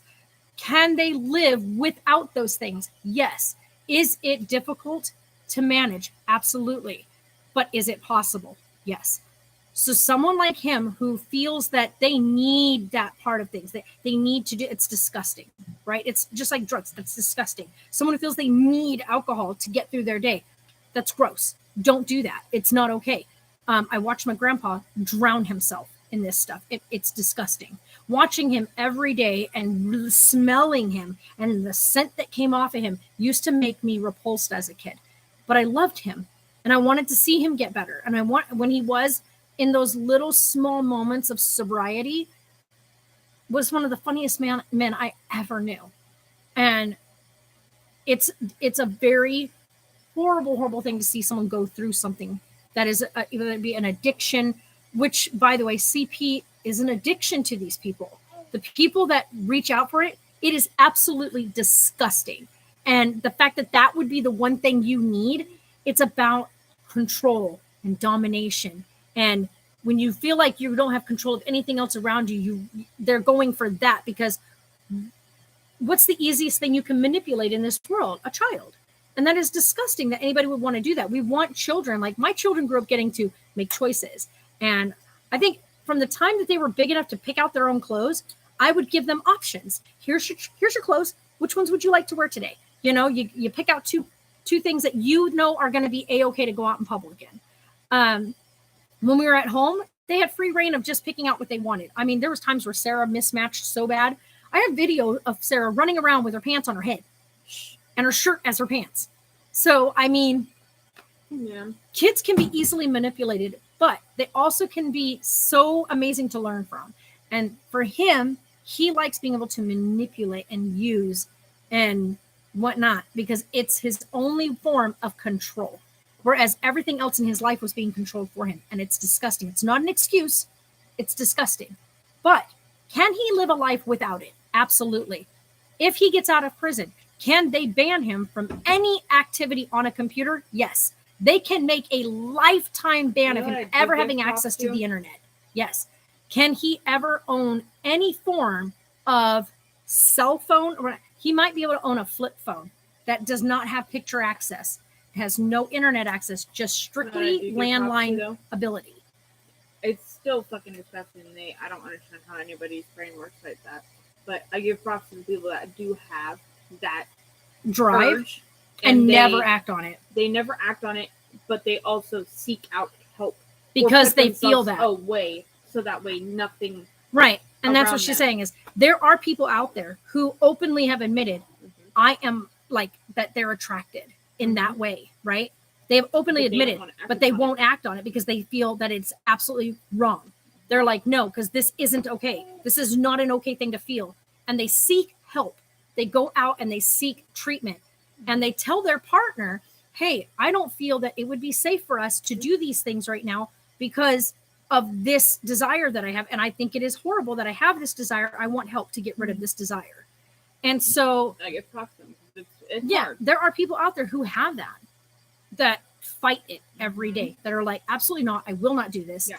And I'm just like, so yes, it is a sickness. It is absolutely a sickness because you can't think that way unless you're sick. Mm-hmm.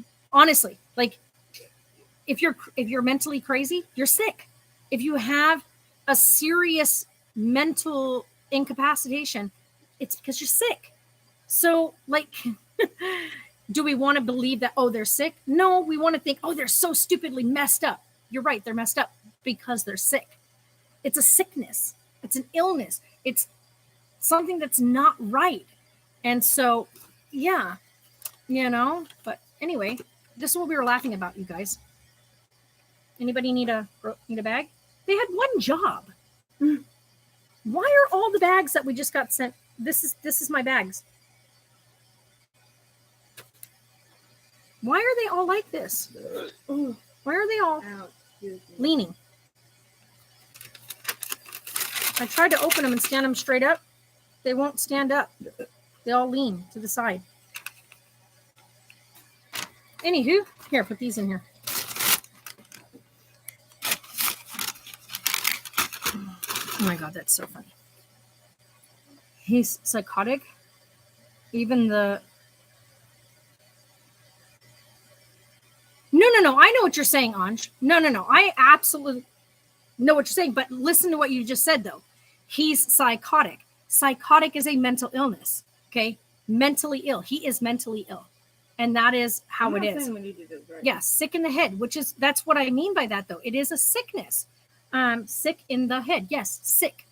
And I'm not siding with him. What I'm saying is what he did is absolutely, completely, disgustingly wrong. But can he live not doing those things? Yes. Could he have lived not doing those things? Yes. Absolutely. Could he have done that? Absolutely. Did he choose to act on his desires? Yes. And that is why he's in trouble for them. There are Because people he out knew there. was ways to get himself help. He knew. Yeah, was there, ways he to knew not that do there. those things. He knew he was being watched, and he was secretive about adding a partition. He knew that what he was doing was wrong, and he did it anyway. So, does he belong in jail? Absolutely. And should he serve the entire 12 and a half years? Yes. Should he also be banned access from his children? Yes. I don't think he should ever be allowed around his own children at this point. Whether he risked his children or not, he doesn't belong around them. So it's just, is he a repeat offender? Yes. So does that tell you something about him as a person? Absolutely. He doesn't belong in day-to-day society for the next 12 and a half years. He should serve his entire 12 and a half years.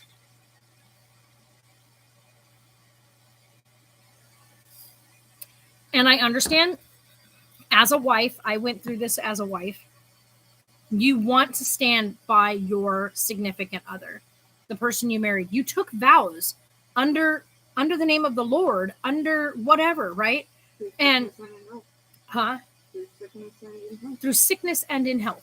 And they don't mean sickness as in oh God, I'm dying. No, they mean that too.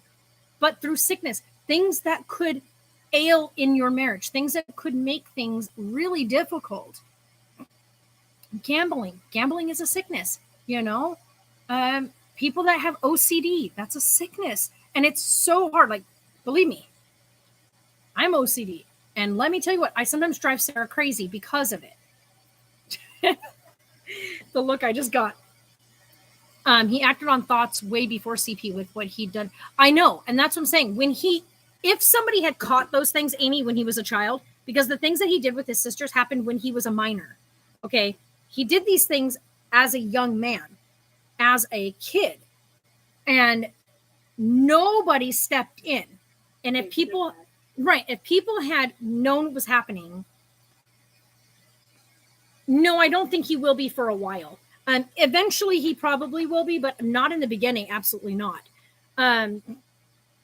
But yes, the things he did with his sisters, if somebody within his home knew, if his parents knew, I think from when they did that whole thing about that, I think it came down to that the parents had found out, and that's how a stop got put to it.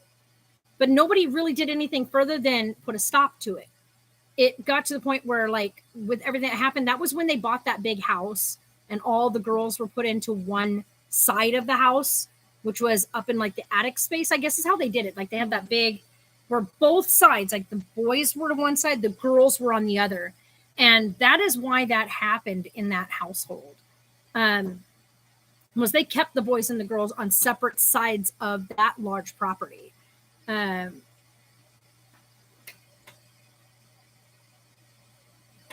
BRB, are you leaving? Why would I be leaving YouTube? No, not yet. Hi, how are you today? What are we going to do for dinner? A couple of banana shakes. Banana shakes.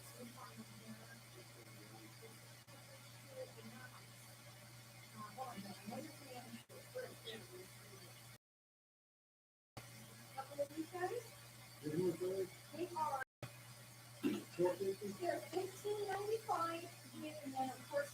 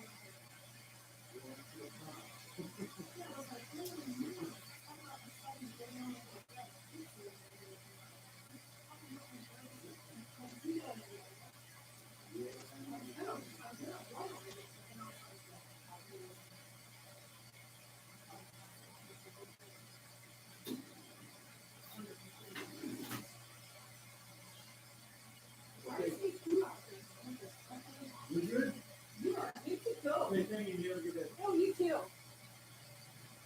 Oh gosh, excuse me. Hey, I ate a whole piece of pizza. You proud of me? I ate one whole piece. But imagine with your own kids, having to have girls and boys sleep on separate ends of the house because they're scared in case a brother comes in. Yeah, I know. And that's what I'm saying is if somebody had done something with him in the earlier stages and counseled him and worked with him on treating whatever this underlying issue was that he had going on as a young boy. Because, I mean, he started this stuff really young and it progressively continued until it was finally caught. And it's just, that shows there was a problem and the parents knew, but done absolutely no. And that's what I'm saying is that's where everybody has an issue with this whole thing is that under like the last investigation that happened, it was found that they were aware of the things that happened, not to the extent until everything came out, but they were aware that stuff had happened and did nothing other than become more vigilant and separate them within the home under a more watchful eye. No longer pairing the kids up where it was, you know, they weren't paired into boy-girl groups anymore. It was this sister's responsible for this sister. The sisters were paired up in pairs where the boys were paired up in pairs. Either way you cut that, the fact is that's not fixing it, because just keeping him from doing those things by separating them is not fixing the problem. There was a problem underlining there, and it should have been addressed with professional help, and it wasn't. While he was still very young, into his teenage years, into young adulthood. But anyway, so we're not gonna get too focused on that anymore, because that's, yeah, I'm already gonna get demonetized because of the fact that we even mentioned it. But anyhow, so one of the things that we've been working on, and I'm still trying to figure out, you guys, I want to set up so that I can stream with you guys on Twitch. But here's my thing. Now I can either go ahead and head back over to Twitch and really do a lot of the Twitch stuff, or I can cancel out my Twitch affiliation and leave Twitch and stick strictly with this and activate the members program. I am available now. Like, I qualify now. It's all ready for me to go, where I can activate the members program, which is the same thing that it has over on Twitch, where you can subscribe on Twitch versus follow. Here you hit subscribe, it means you're following. Over there, if you hit subscribe, it's $5 a month. But for here, if you subscribe, you're following, you get to come hang out, and then we can do members, like members only type things. The judge denied his appeal overturned the crime. You should get the death penalty. Yeah, we're not going to put that on there. I mean, I understand what you're saying, Anj, but I can't. I can't put that in the chat. But I understand what you're saying. Again, but I bet if a child was to come out. Oh, I know, Amy. As a matter of fact, yeah, that is absolutely, without a doubt, a truthful statement on their part about them. Yes. They are so deep in their own,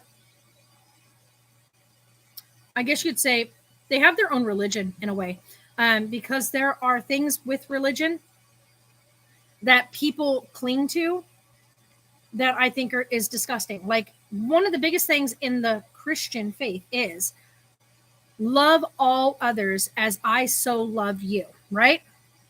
I know a lot of you prefer the YouTube life. So here's the thing.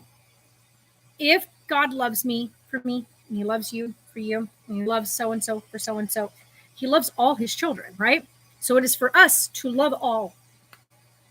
We're not supposed to pass judgment.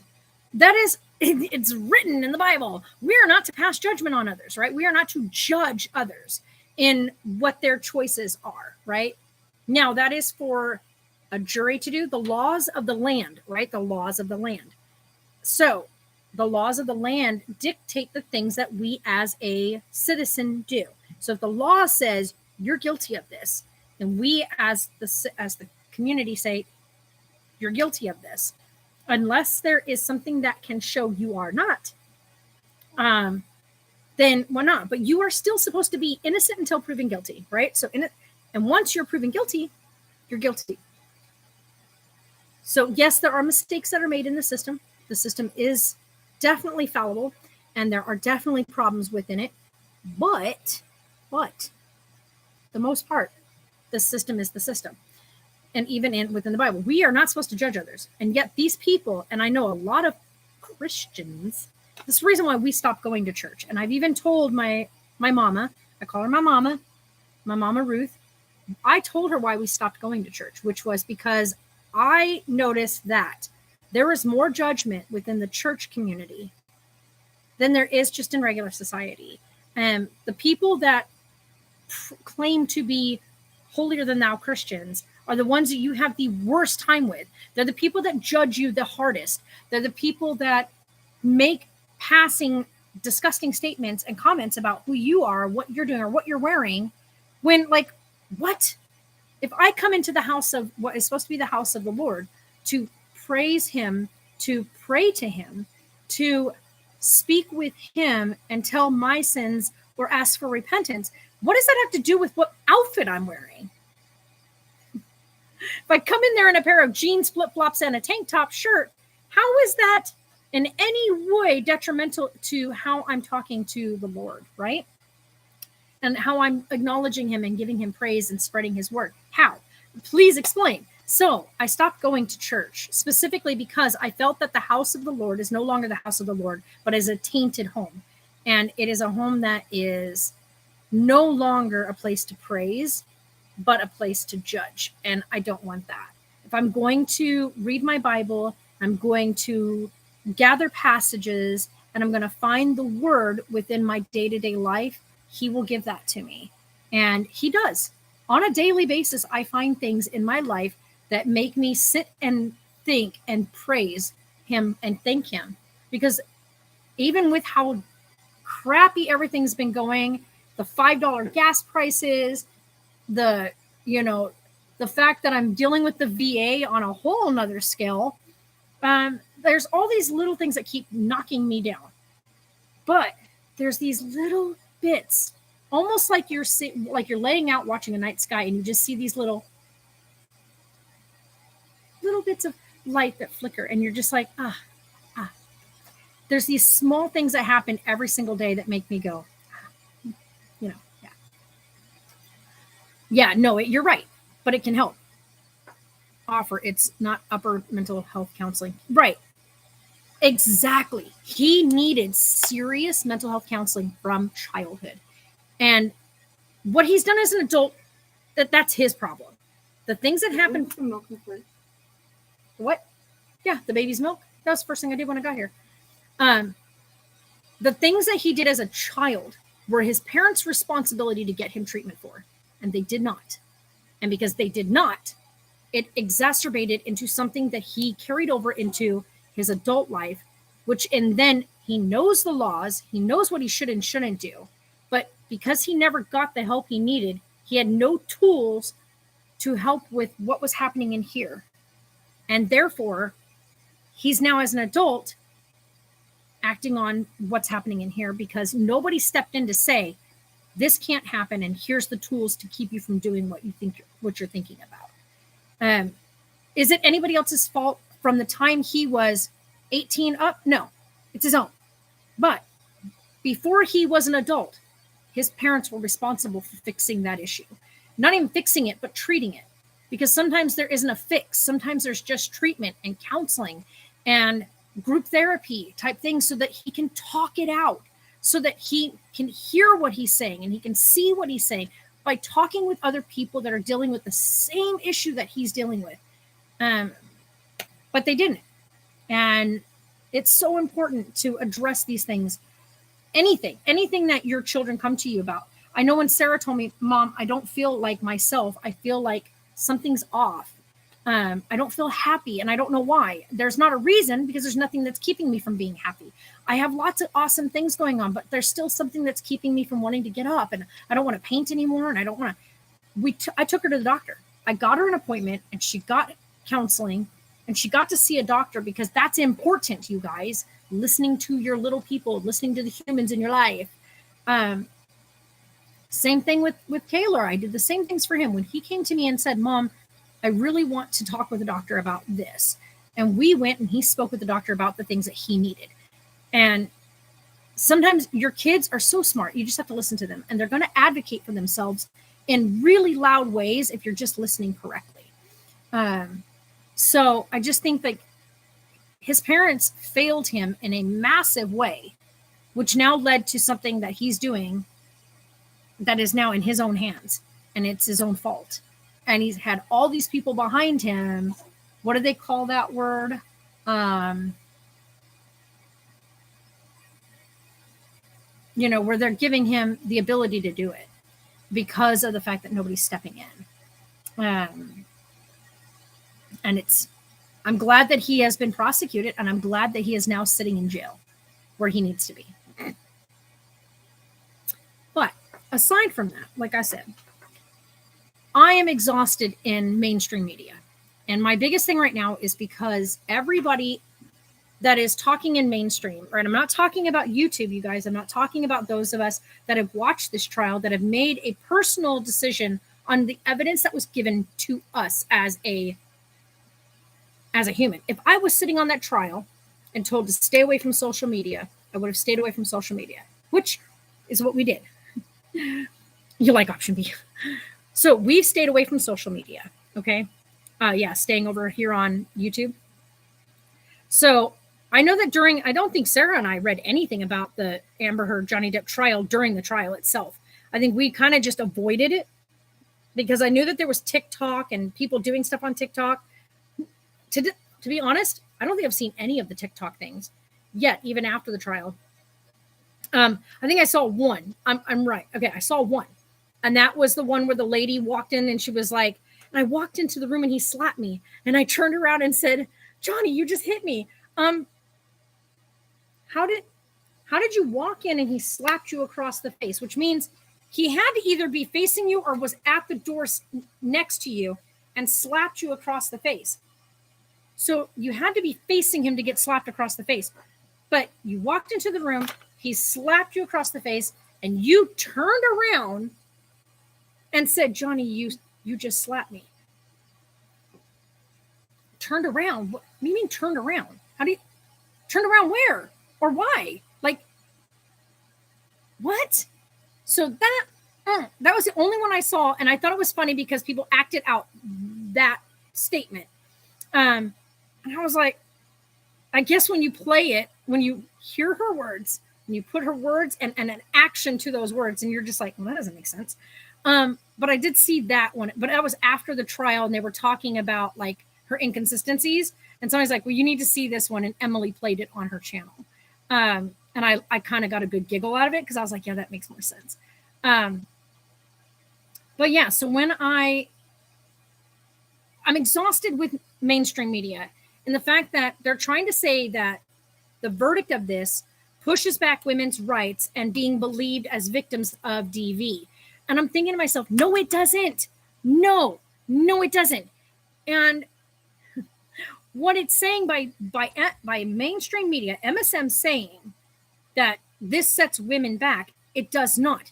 What it does do is tell people that are going to try to make up a story to get some form of gratification out of hurting another person, don't do it. What it also says, though, too, is male DV survivors need to come forward.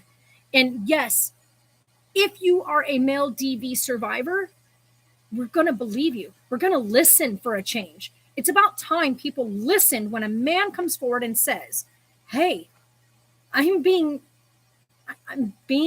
hurt by this person that I love. And, I'm not feeling myself. I've been diagnosed with BPD. Yeah. That's what I done. I'm not. Yeah, exactly. TikTok's full of megapint. My dog stepped on a bee. I can't with my dog stepped on a bee. Because we were watching it and both of us kind of went, what? Because and our other favorite one is I had never noticed how dirty the carpet was. What? Why is that a detail in this story? Please explain to me how the carpet is of any importance in this story. I have depression, anxiety, generalized anxiety, bipolar disorder, personality disorder, not otherwise specified yet, autism combined, ADHD, and other things. Oh, and epileptic, right?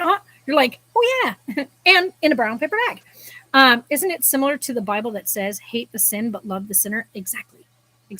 You can hate the sin. You can hate what he has done. But he's still a human. And there's still something wrong. And there's still there's a way to intervene. There's a way to, at this point, his intervention is prison time because of what he did. And so, yeah. And also, like it also says in the Bible, you shall love the world as I so loved you, right? So you're supposed to love others as he so loved the world, which means he loves us all. He created us and he loves us all. And it is not our job to damn someone, right? We're not supposed to damn someone. We follow the laws of the land and the laws that are created by the land and within the land. And he even states in the Bible to abide by the laws of the land.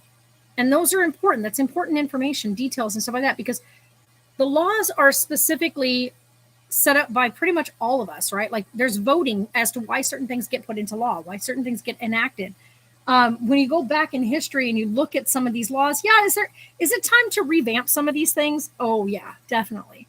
There's quite a few laws out there.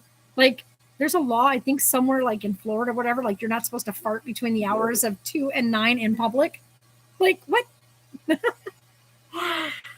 Yeah. So, I mean, yeah, there's some laws out there that you just go, what?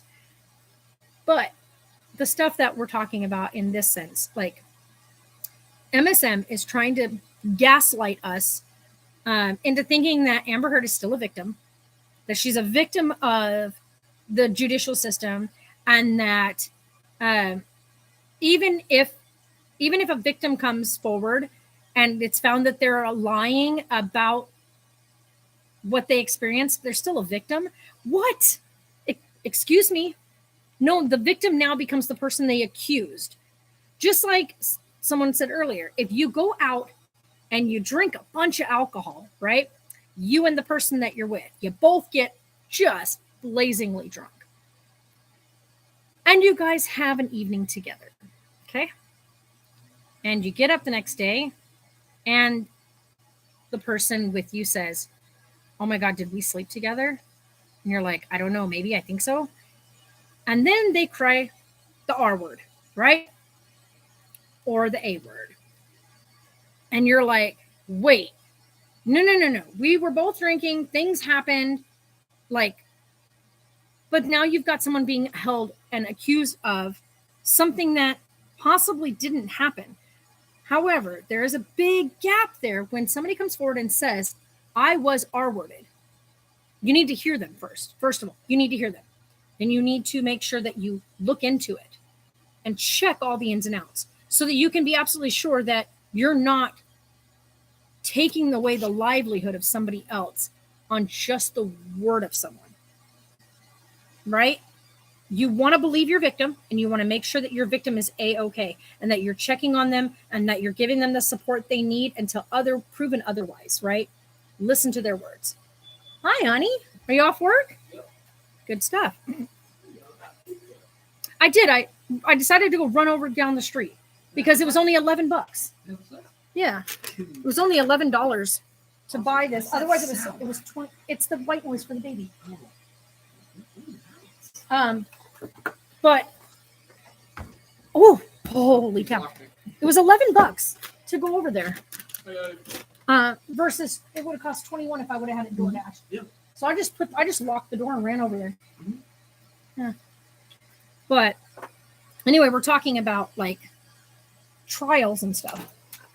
But I think I'm going to go ahead and activate my membership thing on here. So people, instead of doing Twitch, I think what I'm going to do is go ahead and cancel out my Twitch channel. I'm never over there. Yeah. And I can take my Twitch emotes and I can use them on here as tags for everybody. recently? Oh, I know. I need to climb underneath the RV. I got to grab Want me to boxes. come help you? You could probably, I might have you come help me. I don't know yet. Because I got to climb underneath the RV I'm and not then I off got to this weekend, but repair. I'm off. Well, I'm off Monday, Tuesday, Wednesday. I'm not. I know. I'm off Tuesday. Tuesday, well, then come up on Tuesday. I'm going to grab boxes from here so I can get underneath there because I need to find some electrical tape and fix So you the, have some wiring you need to fix. I got to fix the, it's just the one wire Do you that have a Rigby oil leak chewed by in through. any means? No? Nope. Okay. Nope. And then I got to get little Ralph over there. He's going to help me get my tire fixed on the RV because you have to have someone that has their stuff to get it I know, fixed. I could go into this job too. So that'd be great. No. So I need to go and Well, I wanna get, learn new things, I so. need to go get, there's a piece that you have to have for your RV to get it inflated if I was stuck on the side of the road. And you don't have that piece. No.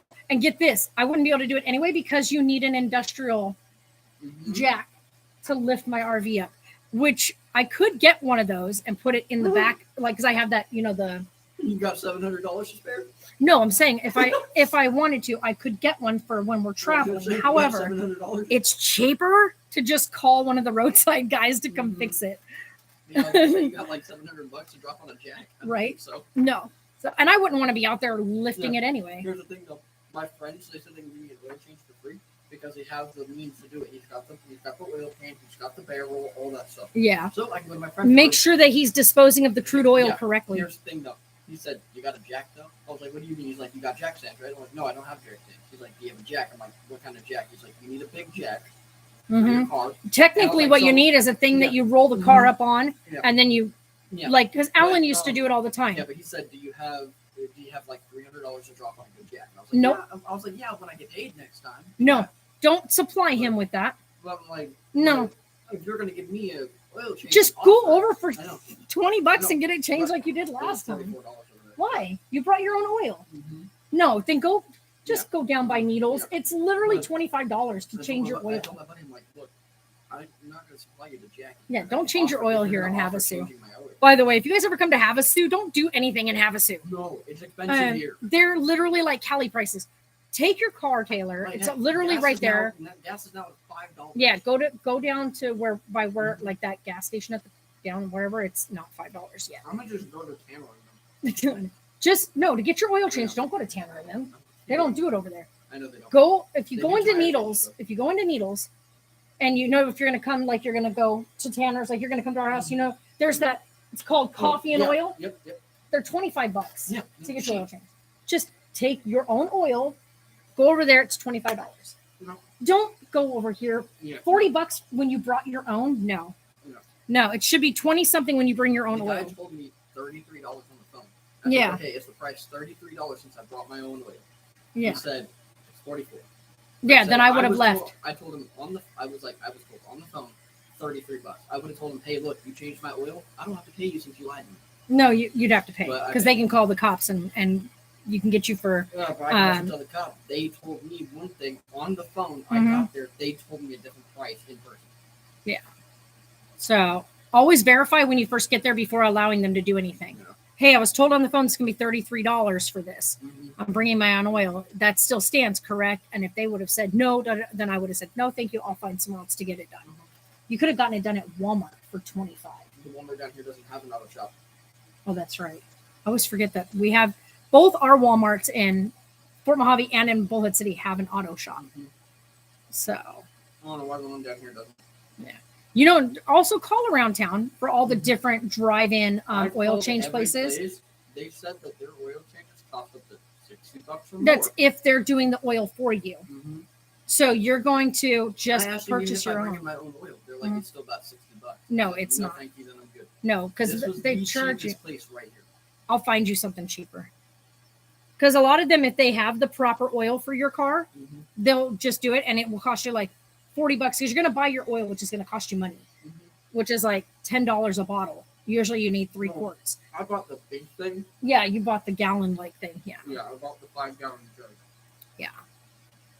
So, Anyways.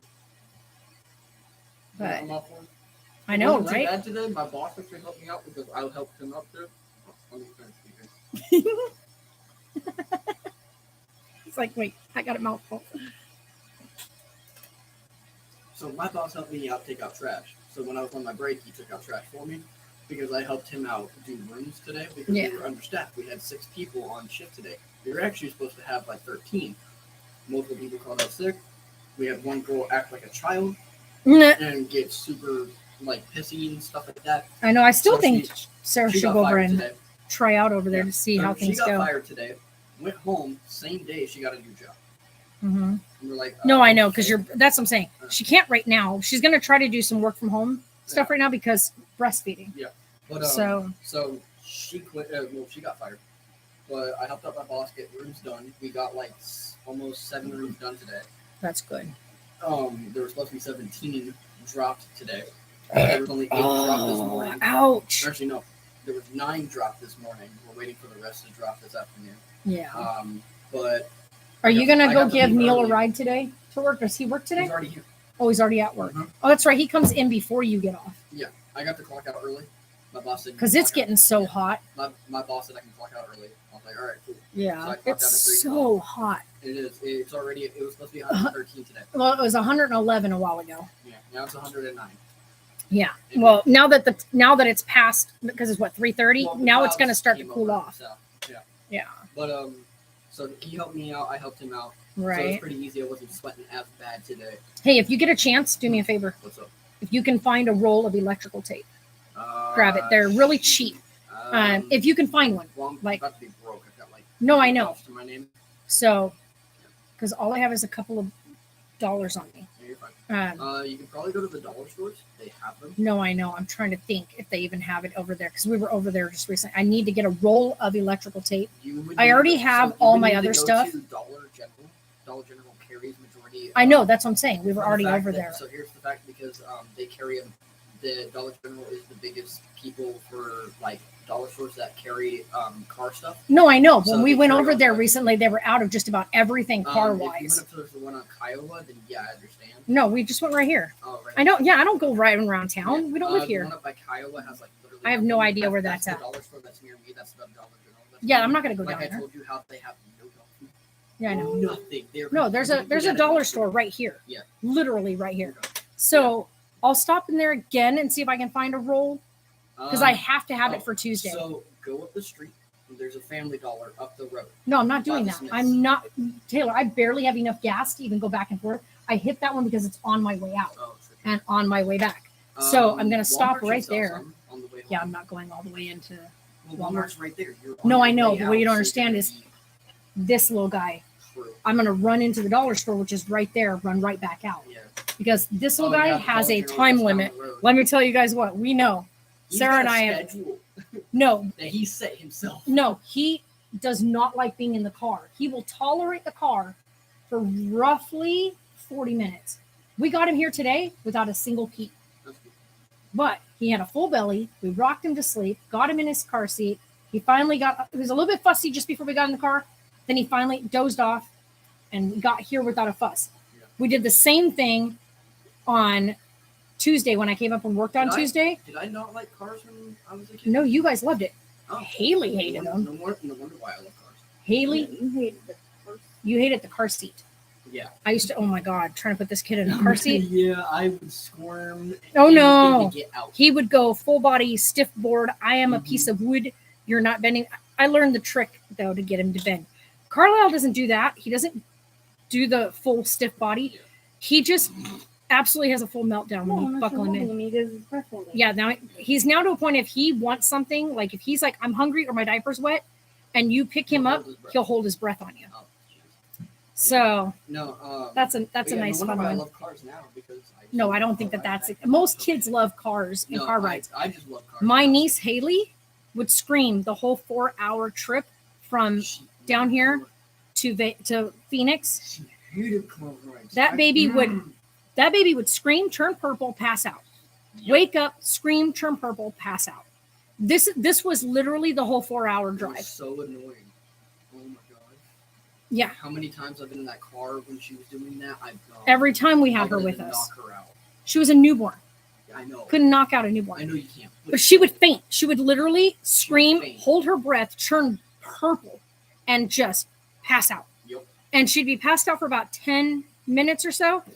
come back around, I start swear she screaming could've again. Almost killed herself doing that. I think she caused a little bit of Brain damage. honestly, I do. Yeah. But the doctor said nowadays, they didn't then, but nowadays they say that more than likely she was in actual pain from being in that sitting position, because sometimes babies that when they go into that sitting position in a car seat, it pulls at the muscle in their like in their lower back and in their hips. However, Carlisle that's not what he's having a problem with, because you can set him down on the bed and like push his legs up and it doesn't bother him. He'll kick. He loves his swing, stuff like that. So because he loves those things, for some kids, he just doesn't like the car. Yeah, for some kids, there's just a shorter muscle here in the back. No, it's not even that. It's just tight. That's all. It's not shorter. It's just tight. And some babies, you just have to like loosen them up. But with Carlisle, he knows when he's going in the car seat means he's going in the car. He does not like the car. And so that car is so loud. It's so janky. Oh my God. Whenever your car starts, I think it's going to fall apart. Hey, now. Every time you start your car. I don't think it's going to fall apart. It's just loud. Yeah, no shit. Don't jinx us. I know, but I hear your car and I'm just like, God, why does it sound like a bucket So of they bolts? said, Kristen said, hi, Taylor, how are you? What's up? I'm doing good. And yourself? No, my car, the reason my car sounds loud is I know, because it's there's old. not because it's old. Because it's a Honda, and Hondas don't have any carpeting, buffering on them, which is a huge thing. Like your car has carpeted wheel wells. Has no, they do it because of cost. Yeah, I know. Is cost Because, literally. well, because Honda's not made for brand name; they're made for mass production. No, because if you look at any Honda car, that is the one complaint Honda drivers have. Yeah, because they're made for mass production. It doesn't matter. All cars are made mass production, Taylor. No, I'm talking about speedy mass production. No, That's what Hondas do. no, it's not that. It's cost reduction. That's all it is. It's all about cost. Why do you think Carpeting that the bottom why of do a you think their vehicle, Civics and Accords are super freaking cheap though. they're loud as hell. That's why. Yeah.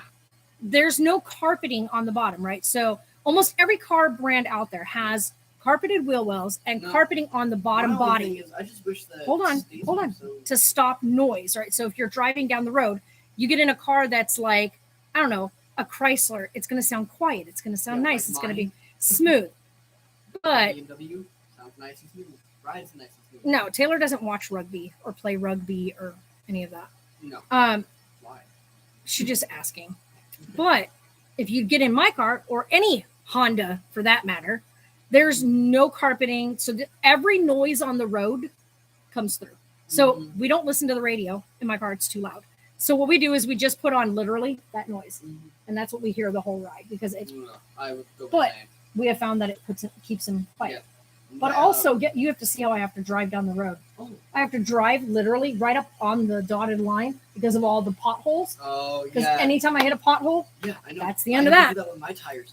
So you know how? So what kind of tires are you on? Like, are you on? Go Like, look. They're what brand? massive. No, what brand? I don't know. What They're rubber? brand spanking new. Brand of rubber. I don't know. Because I'm I don't know if it matters. So I'm riding on Continentals. It doesn't matter. What mine are Continentals. That's just Thing is, here's the tire. Here's the problem with BMWs. For some reason, when it comes to putting Continental rubber tires on, it's something going with the weight of the car because BMWs are made super, super heavy. They're Either extremely way. heavy weighted. Continental tires tear really quick and easy on those cars.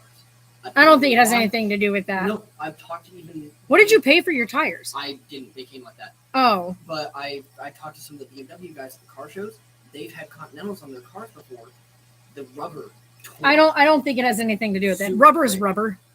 But we don't. But I've been told that Continentals are just bad on BMWs. 'cause No, they have a I bad just rep. think the But- way the car is sitting is bad on it. But That's my all car, it but is. Here's the issue. I actually just recently inflated my tires. All of my tires were 25 or lower in PSI. Did you read what the PSI says on it? 51. Okay, but remember it's hot out right now, so the I heat's know. going to expand them. No, I just aired them up to 45. Okay, Perfect. that's fine. But they were super low. Yeah, that 25, that's way They were too 20 low. 25 down to 15. One of my tires was 15 PSI. How did your thing not go off on the inside of your car? So my sensors are messed up. My You inside need to sensor get- is messed up. I'm gonna be going to BMW up in Vegas. I'm Oh, gonna get man. that ECU fixed because I can't reset my oil. Yeah, I know. Numbers at I all. know. So I need to go to BMW up in Vegas and have them recalibrate the ECU. All you have to do is just go by your sticker that they gave you that tells you when your next going oil by the change sticker, needs to but go. The thing is, I still need to change. I still need to fix for the fact that I need to be able to get told when my tire pressure is low. Yeah, that Because is I just popped up that's a- just a brain piece. Because I came up to my friend's house and I looked at my tires and he looked at my tires and we both looked at each other and went, Yeah, you're That's driving on low, right? flats. we were Like that's practically flat. yeah, we looked at each other and we're like, those are low, right? And Yeah. we used my tire pressure thing. That's No, I in my have big, car, but I have big monstrous She tires does. on my car. but we put the tire pressure thing. They all read 25 or lower, and we're like, we're gonna go with tire. You were literally driving I on was flat riding tires. flats. And but what's good is though, on the day that I came back, I was riding in dirt. So here's the good thing: I was riding in dirt, meaning low pressure tires. Like that was good because I was able to go through dirt. Well, And not I only came that, back, I but was super low on tire. you had pressure. less likelihood, thank goodness, Yeah. of But I was less puncturing like- it. yeah. But I came back to But that's the, so yeah, dangerous. but I was riding back to his house, and on the entire road, all I hear is. I was like, "Those are my tires are low." Yeah. I was like, "Dude, what the heck?" So, went and got them aired up, everything like that. So My now back. they're good. They're all at 45. Right. So Well, then, just like I said, come over on Tuesday yeah, and help you out with the wiring. if you can. Don't go out of your way with gas and stuff if you No, can't make it's it out fine, there. I got you. But come over on Tuesday if you can. I'll Yeah. make some chicken and rice. Hell yeah. I'll cook it in the instant pot. And I will have you Sticky rice and chicken. have you kind of help me out underneath the RV. But no, my fear is though Ow. is that when it comes to wintertime, my tires are going to go from the 45 that they're at to a lot lower. No. What you do it when it comes wintertime, you inflate them to their Yeah, To 50. Yeah, get them I've inflated actually to the been- 50 I've because actually been as they told- get cold, they're gonna tighten. Yeah. as I've been Uh, told though, if I actually put nitrous, or Don't whatever, do that. It actually doesn't inflate any further, and it does not. Don't do that though. It's too freaking hot out here to No, do that. No, if I pump it up to like 45. No, what I'm saying my is tires with just nitrous, don't use nitrous in the heat. well, it just doesn't. They don't expand or. No, I know that. And you want them to expand while they're hot. Yeah. Otherwise you get cracked tires. You want your tires. That's what rubber is made Yeah. to do is it moves. I'll be able to come down on Tuesday though. to help Yeah. you out. So So come out Tuesday, see if we can't Yeah. figure out. I'm pretty sure the thing that he chewed, I already realized after I got under there the first time, it is not to the generator. Oh my God. that's good. But it's to my wiring harness that goes from the front to the back. So it's the green main, which I'm thinking is For to, your AC? no. No? It's for like the lighting, like how you have your lighting. Yeah. I think it's to the tail lights, but I don't know which tail light or whether or not it's for the whole lighting system or if it's just like one of the lights. I was gonna say. So on when I have to have Tuesday, somebody if- there with me yeah, I was so gonna I say, can on check Tuesday, it. If you turn on your lights, I Yeah, can that tell I you know. which one it is. So I got to figure out if it's to the lights back there or it may even be to that part where that person yaked everything off the back. Where my thing was supposed to be for my mounting.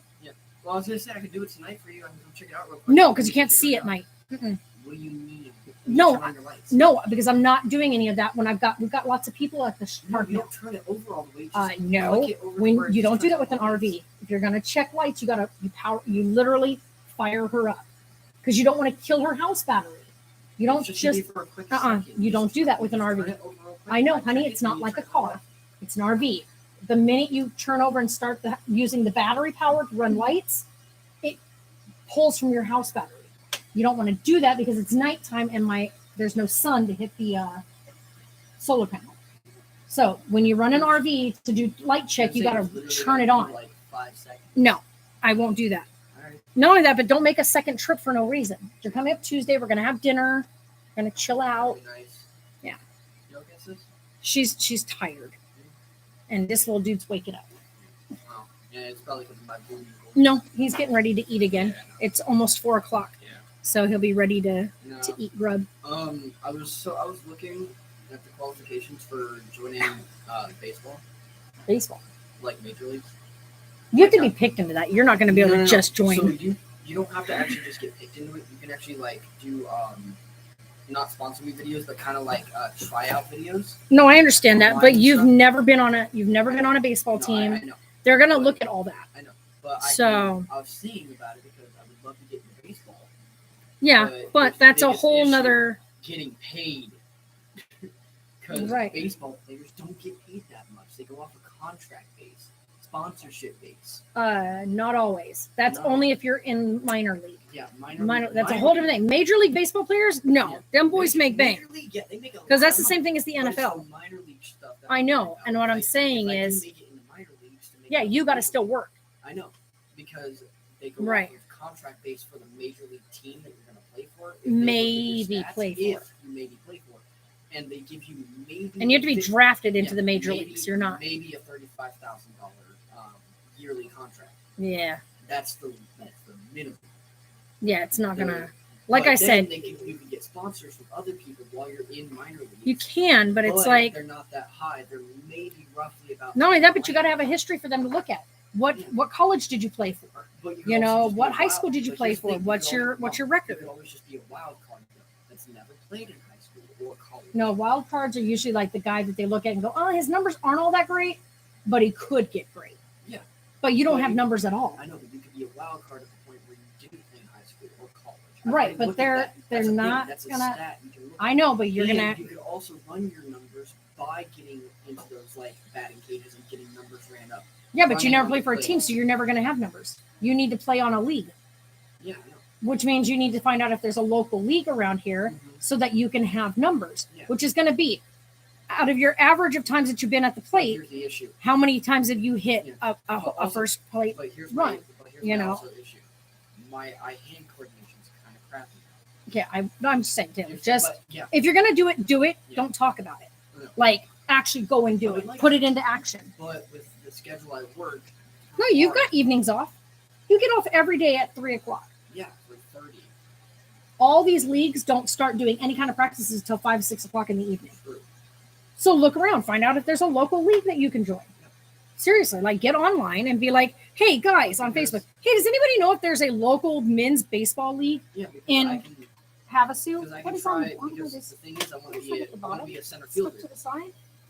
I want to be able to do center field because center Look at field this would be little fun. monkey. But yeah, I want to be able It's to. getting I so want to be able to do big. center field because having. Does that big- Taylor still have a feeding tube? No, Wow, where have you been, Kristen? no, I don't. I've been, Taylor had that haven't taken had it out. for 5 years. Yeah, I was gonna say you had it taken out at 18, Mhm. and No, I you haven't taken out a 19 had it taken out at 19, so he could show that he was able to put the weight on, And I did, which he did. and I still And then have- they removed it, and then he kept his weight on for the military, so that he can go into the military. and I've kept my weight since. No, you're definitely not what I'm you were. 130 now. I was 144. Dude, I have the when pictures I to got prove. out. Look at your face and look at your I know. face in those I was pictures. 144 when I was in the military. Yeah, when we went Got for his out at graduation, 135. when we went for your graduation, your thing said you were at 148. Yeah. So when Taylor actually eats like Taylor's supposed to eat, But here's the issue: we don't have proper food in the house. it finally ran out of. No, there's a. It's an ad. Amber Alert. Oh, Last seen near 25200 Fremont Drive in Buckeye, Arizona. Suspects are Jessica Jones, Angelo, 18 years old, black female, 5'5", 160 pounds. Second suspect is Xavier Jones, 19 years old, black male, 5'11", 200 pounds. Victim is Rayon Zayar Tucker, 9 months old, black male, they kidnapped 2 a feet, baby? 5, 19 pounds. Rayon was last seen wearing a black shirt and a diaper.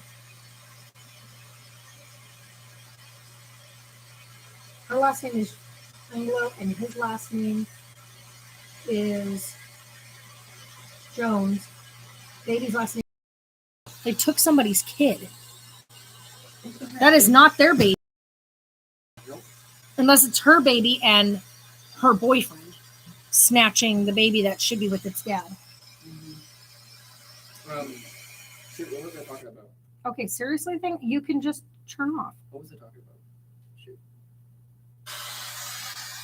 You startled the shit out of him. But no, I want to be able to do center field because having that wide range of like my, so you know how good I am at getting from one section to another distance.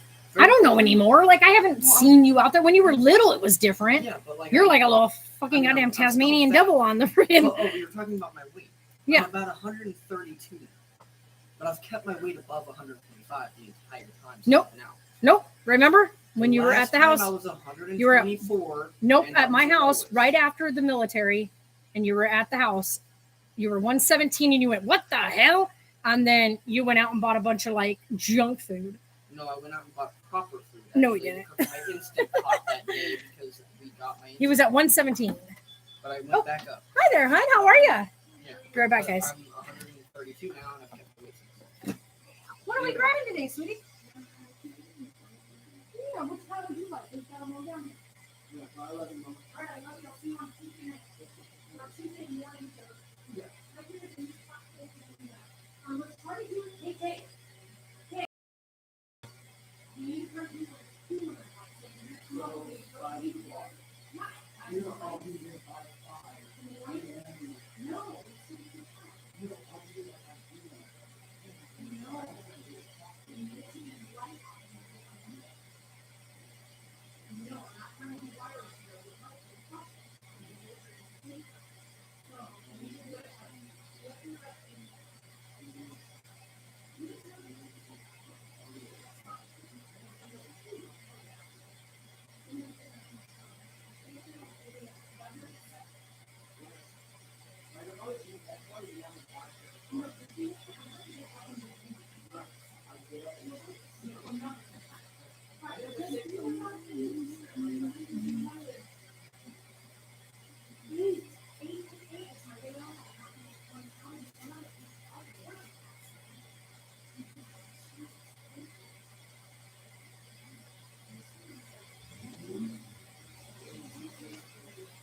Those are for making your own.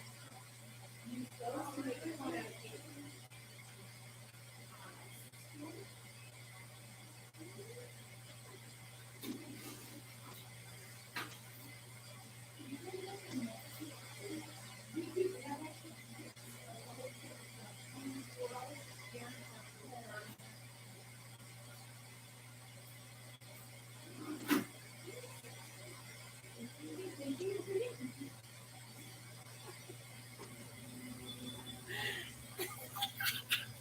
When a complete stranger.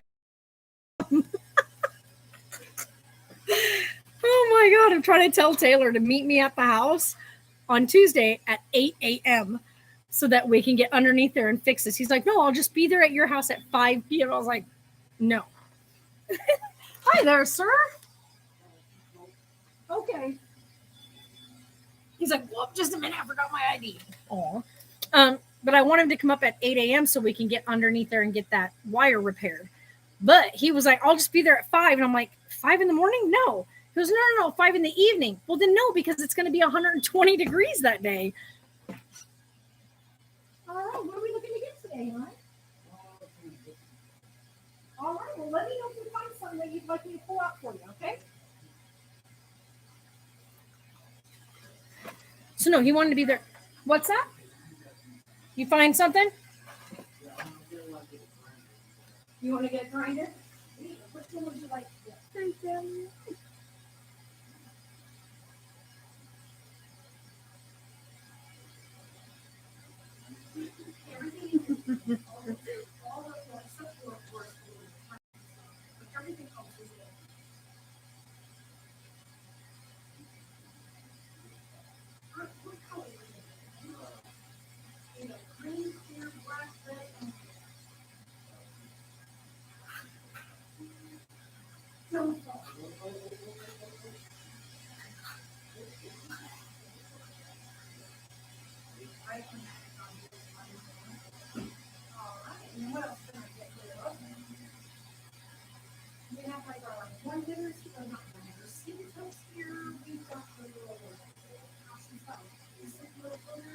We got like your one hitter here. These guys are actually really cool. If you're like, you want to hit it, like put your stuff in, right? Back in your thing, hit it, and then press that down and it it out. Yeah, and then you just take this, you go straight through, take a little wire brush thing, stick it in, pull it up there, and there you go. Stick that in. These guys are really quick. They're easy to make it. And then of course we have just the basic ones that you have to kind of squeeze. But you do literally. These guys are great.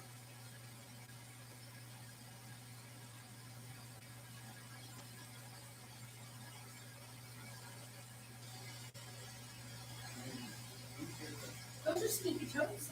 You would more than likely be buying yourself a. Those guys are awesome. I love them. So these guys. Yeah. Yeah, that's what this does. So you got this here, right? This is your foot in here. Stick here. Look how these on Walmart. Yes, these are your sneaker toes. So you would put your spring in. And you have to look over.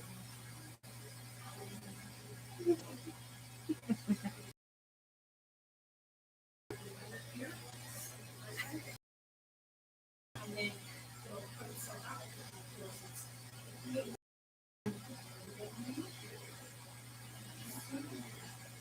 Did you want a spring pattern, or you got this style, you got this weird style,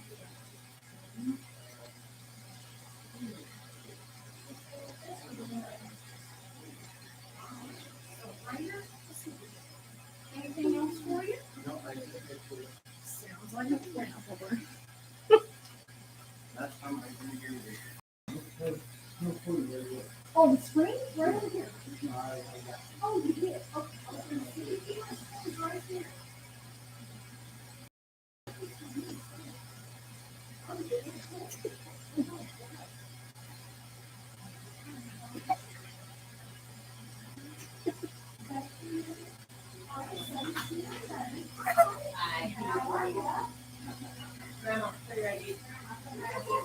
How you guys doing today? How are you? Good.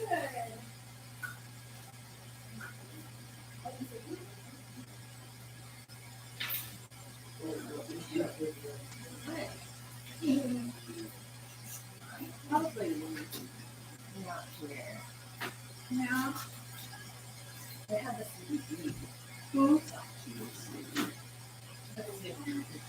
Absolutely, a fantastic day. Hi, guys. What are we looking for today? She needs to sleep. I need a bowl. What now? We do not have any right now. I think the only thing we have left, if we do, hold on. Let me see. I think this is the only ones we have right now, and these are the Sweet Tooth series. These are your relaxing. They're mild. These are like a really, really mild. There's no more anything. I don't need that for It's those. 10 milligrams each gummy. That's it. Understand. No. No, And these are only CBD. Yeah. So if you're looking for something with some THC in it, it's going to really help you. Yeah. You got to go to a dispensary. Good luck. I have no idea. I don't look Yeah, if, you have there's a, three of if you have a phone, just put in dispensaries nearly, not smoke shop. Because that's what everybody makes a mistake. Smoke shops are tobacco. Dispensaries are THC. Yeah, they have to be labeled differently because dispensaries are specifically for THC and the government run. Whereas smoke shops, this is family. This is family owned and operated. So smoke shops, head shops, they're just totally different than a dispensary. you work with me. Absolutely. So just put in dispensaries near me and you'll find there's actually a couple of them here in town. Take it easy, guys. Oh my goodness, why is he such a nugget? Silver and rugby, that makes me really proud of him. When he gets back from Ireland, he will, okay. The name of this the soup shop. Yeah. It's Obi-Wan Pierogi. That's good. That's a good one. No, so I told Taylor to be at the house at 8 a.m. because I get up at 7. So that way, when he gets there at 8, we can get underneath there. There'll be daylight out, and it won't be too hot out, and we can get that wire fixed. But he was like, I'll be there at 5. And I'm like, no, you won't. Because by 5 p.m., he's like, well, then you can start dinner, and then we can eat, and then we can go underneath there. First of all, I'm not doing wire repair work in the dark. Not with a flashlight or anything. When you're doing wire repair work, one, you need both hands. You don't need to be trying to hold on to a flashlight. And you need to strip off the worst part of the wiring housing and then you need to carefully rewire things without things touching.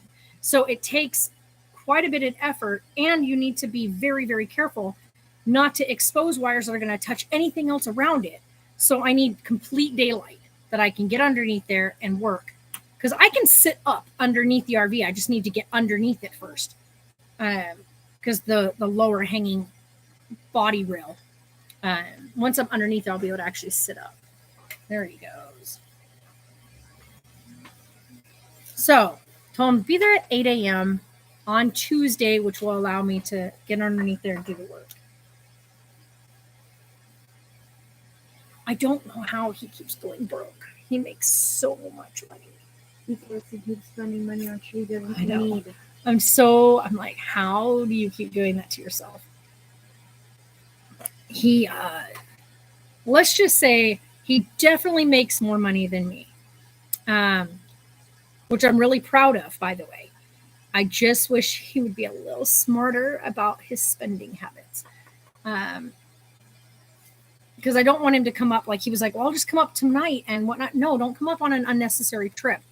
When you come up and we finish fixing the wire, then we can run a lights test on it and all the testing on everything when he's there. Also, like trying to explain to him something, because he doesn't RV. He doesn't know about RVing.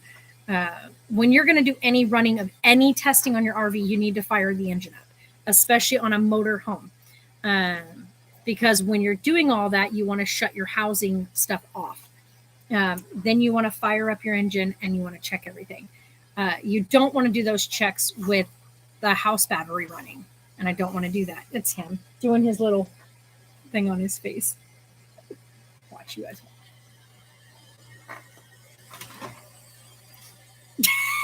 He looked at the camera like, what? What happened? Did I bust you? See, why does my Are you microwave old have a man? chaos mode? So that's for when your mom will pull up and you forgot to take the chicken out of the freezer. Chaos mode.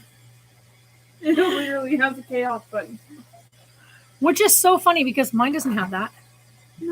Nobody has that. I know. What are these things happening? You know Their what's really funny microwave. is our microwave in the RV does not have number options. Like you can't say, oh, I want to do this for a minute and 13 or a minute and 15. It has it by hour, minutes, and seconds. And you're just like, for reals? This is my first instinct when I see an And it's animal in is to 10 say second hello. increments, not 5. My first instinct when I see an animal is to say hello. My first instinct when I see a person is to avoid eye contact and hope it goes away. Avoid eye contact, hope it goes well. Don't see you. It's like, you don't see me, you don't see me.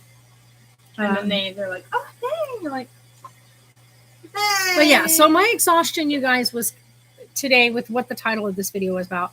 It's just the sheer exhaustion of going in and reading and hearing the dumb things they're saying on there. What do you got now? Trail mix? Oh, you mean M&M's with obstacles? I don't think M&M's in them, but hi, Joseph.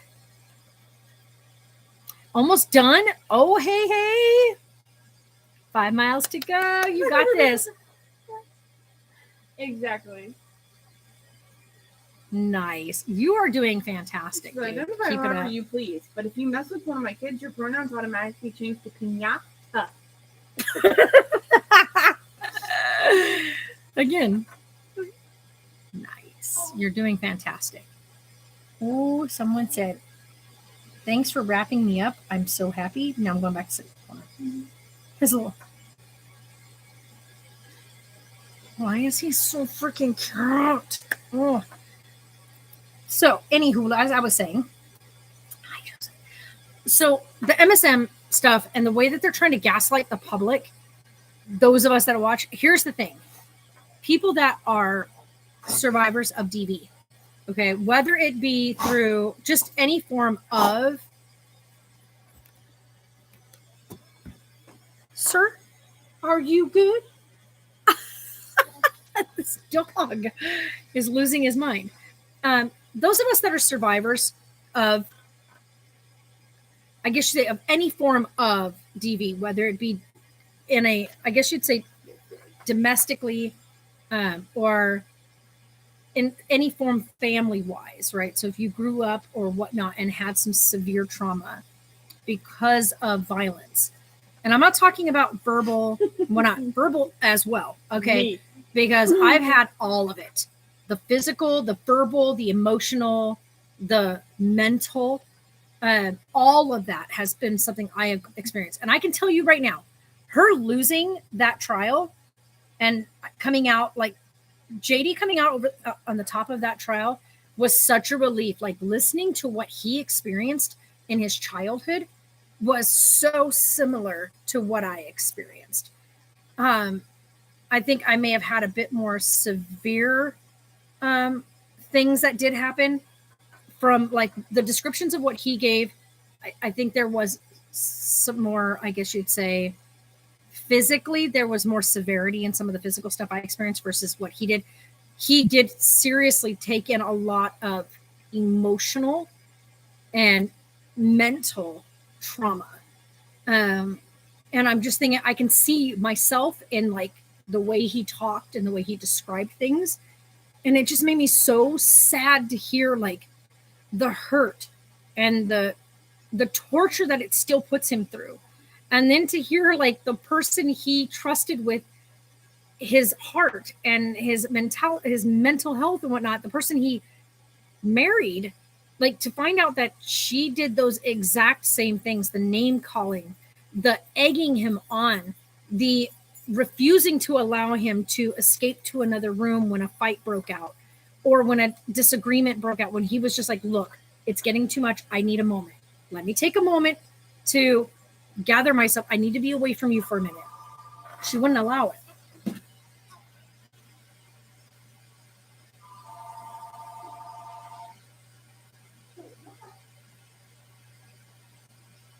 I have one left.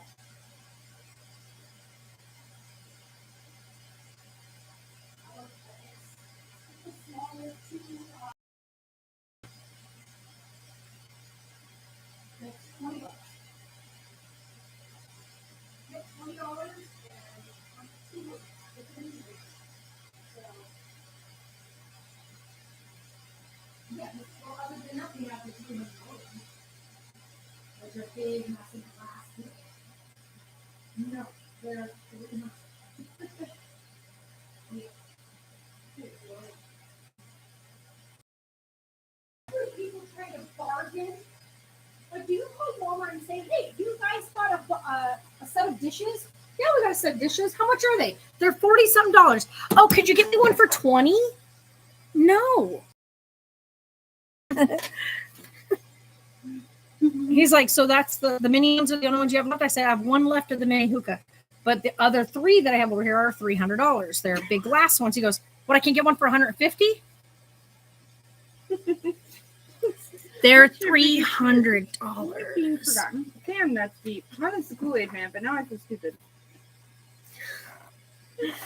So, anywho, guys, having mainstream media come on and discuss that this whole thing about Amber losing this trial is that it sets DV victims back and whatnot. No, it doesn't. No, it doesn't, because there is a DV survivor in this entire thing. When in fact, this was about defamation, first of all. Secondly, there is a survivor in this story. And why is it being glossed over or completely swept under the rug?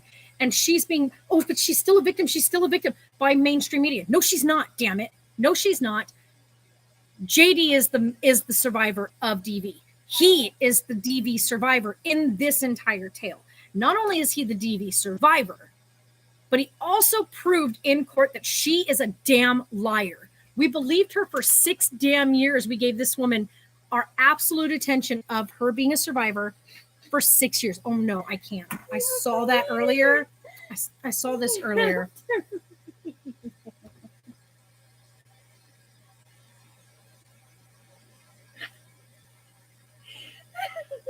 I've already seen it. That chuff train noises. Be right back. You're like, yeah, I'm done. I would leave it outside. He's getting dressed outside because he's trying to come into the store. Oh my god. y'all. I haven't even been able to tell you guys the rest of what I wanted to say. Every time I start trying to tell you, I get interrupted. Are you Gucci?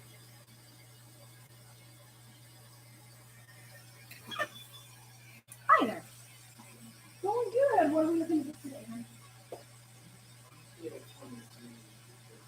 Absolutely. Go ahead and take a look around. I think he's starting to wake up.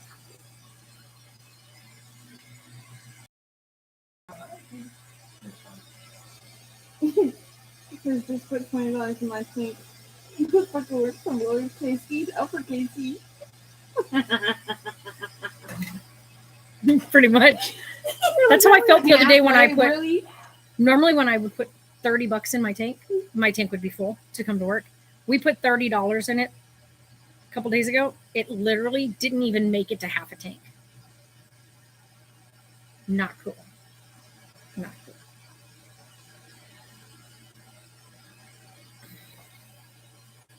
But as I was saying, so it makes me exhausted, mentally exhausted, that MSM is really pushing this whole her setting things back. But I just don't understand why none of them are acknowledging the fact that there's a male survivor in the end, right? That there is a survivor and it's a guy, and it may not fit the norms, but there's still a survivor in this. And not only that, but this was actually a DV case, and then they keep blanketing or shielding this verdict, trying to lay back on the UK verdict. The UK trial was a completely different trial in sense of he wasn't suing AH like at all. This was nothing to do with suing her. He was suing the son for a statement they made.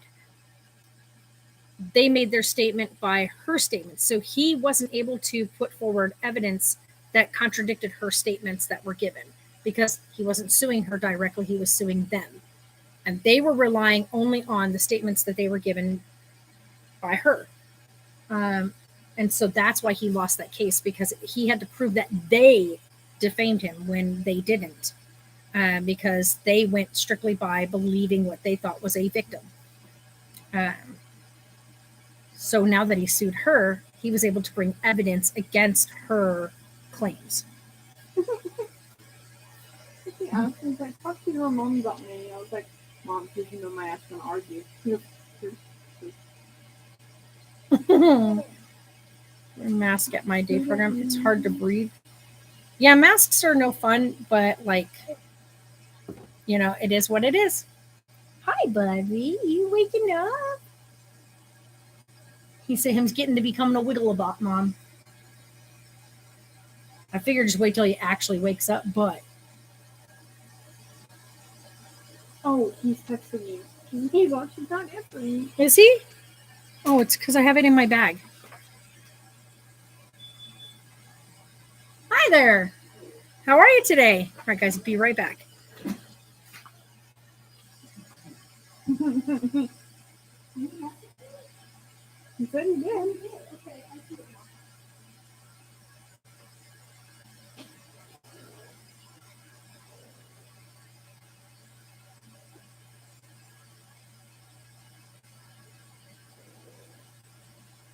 Is he trying to argue with me?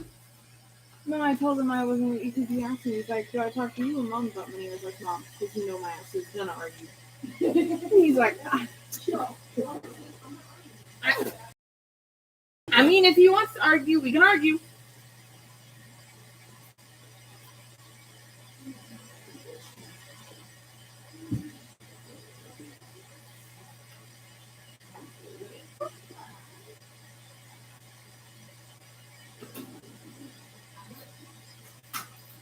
That paper was made out of trees.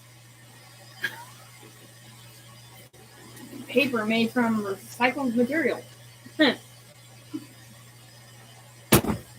It's all the plastic in the ocean.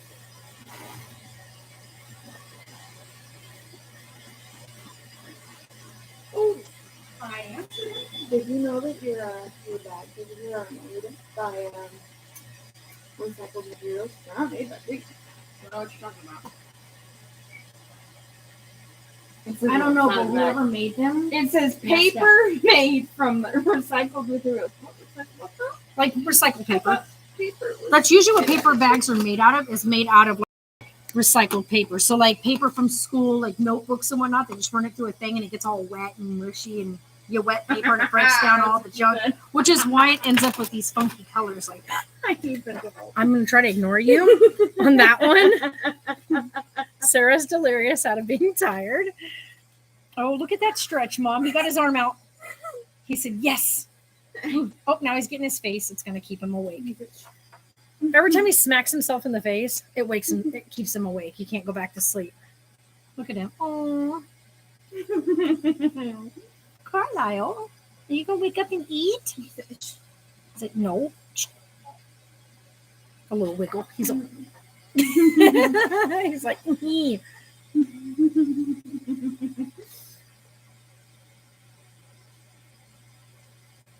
oh, now he sees after he said, Mom.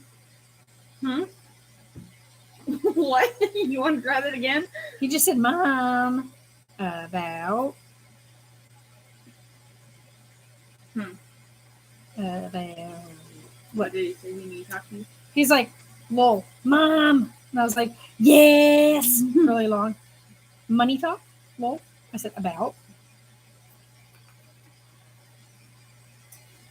About. Just remember, those are all $5 each. They're made out of vinyl with UV protectant on them. So they're really nice for putting on your car because then they don't fade out too. Like, of course, if you leave your car sitting outside all the time, then yeah. But driving around, going and doing stuff, it won't fade for quite a while.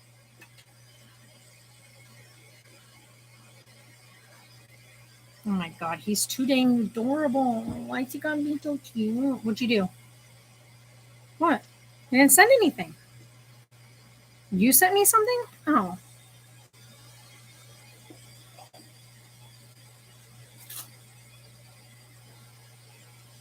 You right? Oh, I was like, really? So guys, as I was saying though, somebody else pointed this out earlier today. Sorry, he probably thinks I'm crazy because I'm talking, but we're actually talking to a bunch of people here. What'd she say? She has to wear. Oh, I read that one already. No, I think I'm just me give you money.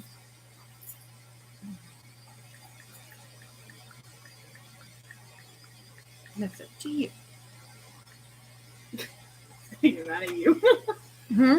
Get mad at you. Like, anyway, so what I was saying is that they keep on leaning on the UK trial as some kind of shield to why this verdict is wrong. And it's like, but there were two totally different types of trials. One, he was suing a newspaper for defamation, and he had to prove that what they stated defamed him, which now looking in hindsight, it did. But they originally took her at her word because that's what you should do with any victims. I know it's probably because of the laundry soap. I don't know. Or because you're leaning against the leather and it's sticky, sweaty. Whereas when he sued her here in the US, he's suing her directly and was able to finally bring forth the evidence he has that shows that the statements she made were false. Yeah. I know you made that. You did a good job. it's mine. Mm-hmm. That's my crotch goblin. Mm-hmm. Sarah's admiring her crotch goblin. He's so freaking cute.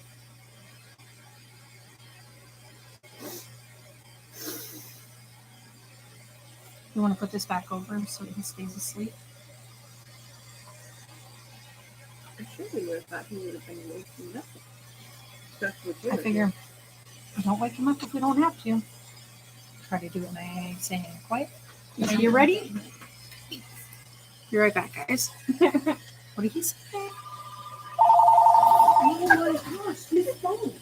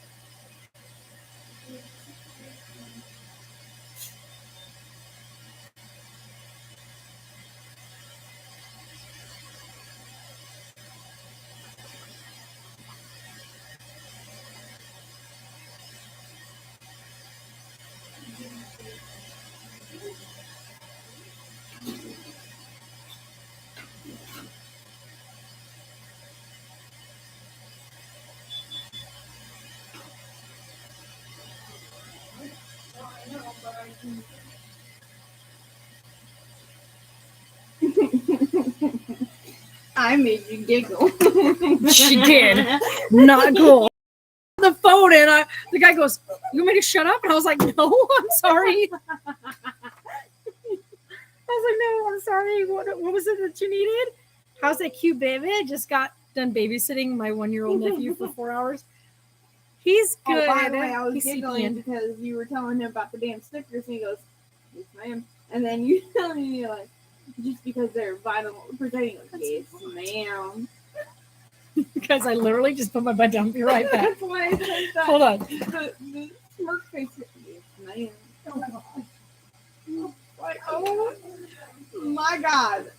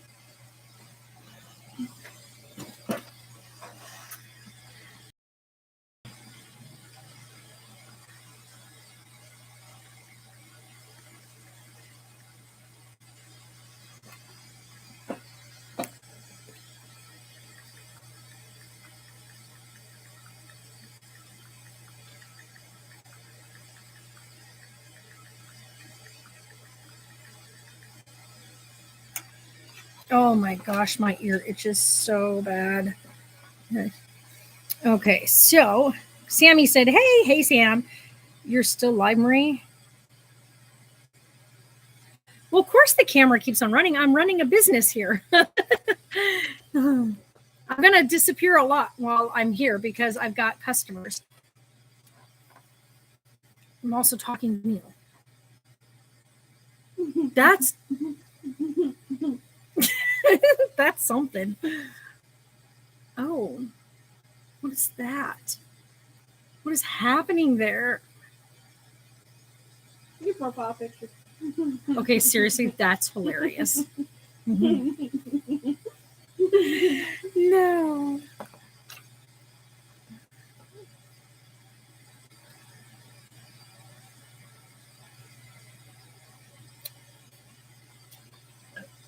Yeah, Sarah and I have just really, like, the last 2 days, because I work Tuesday.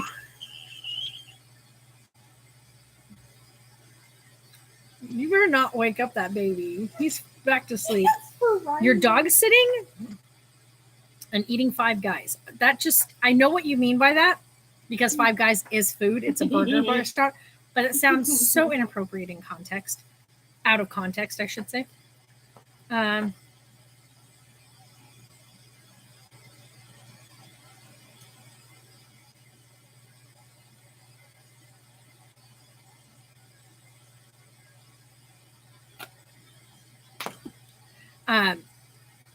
But yeah, so anyway, like I said, my title of this, why I put exhausted LOL, is strictly because I'm exhausted by the gaslighting that's happening to people that know what it means to be a survivor, who have dealt with DV and any form of relational violence, whether it be through parental, whether it be through relationship and domestic. That's scary. Whether it be through friendships, like there are people that have what they call a friend who is very,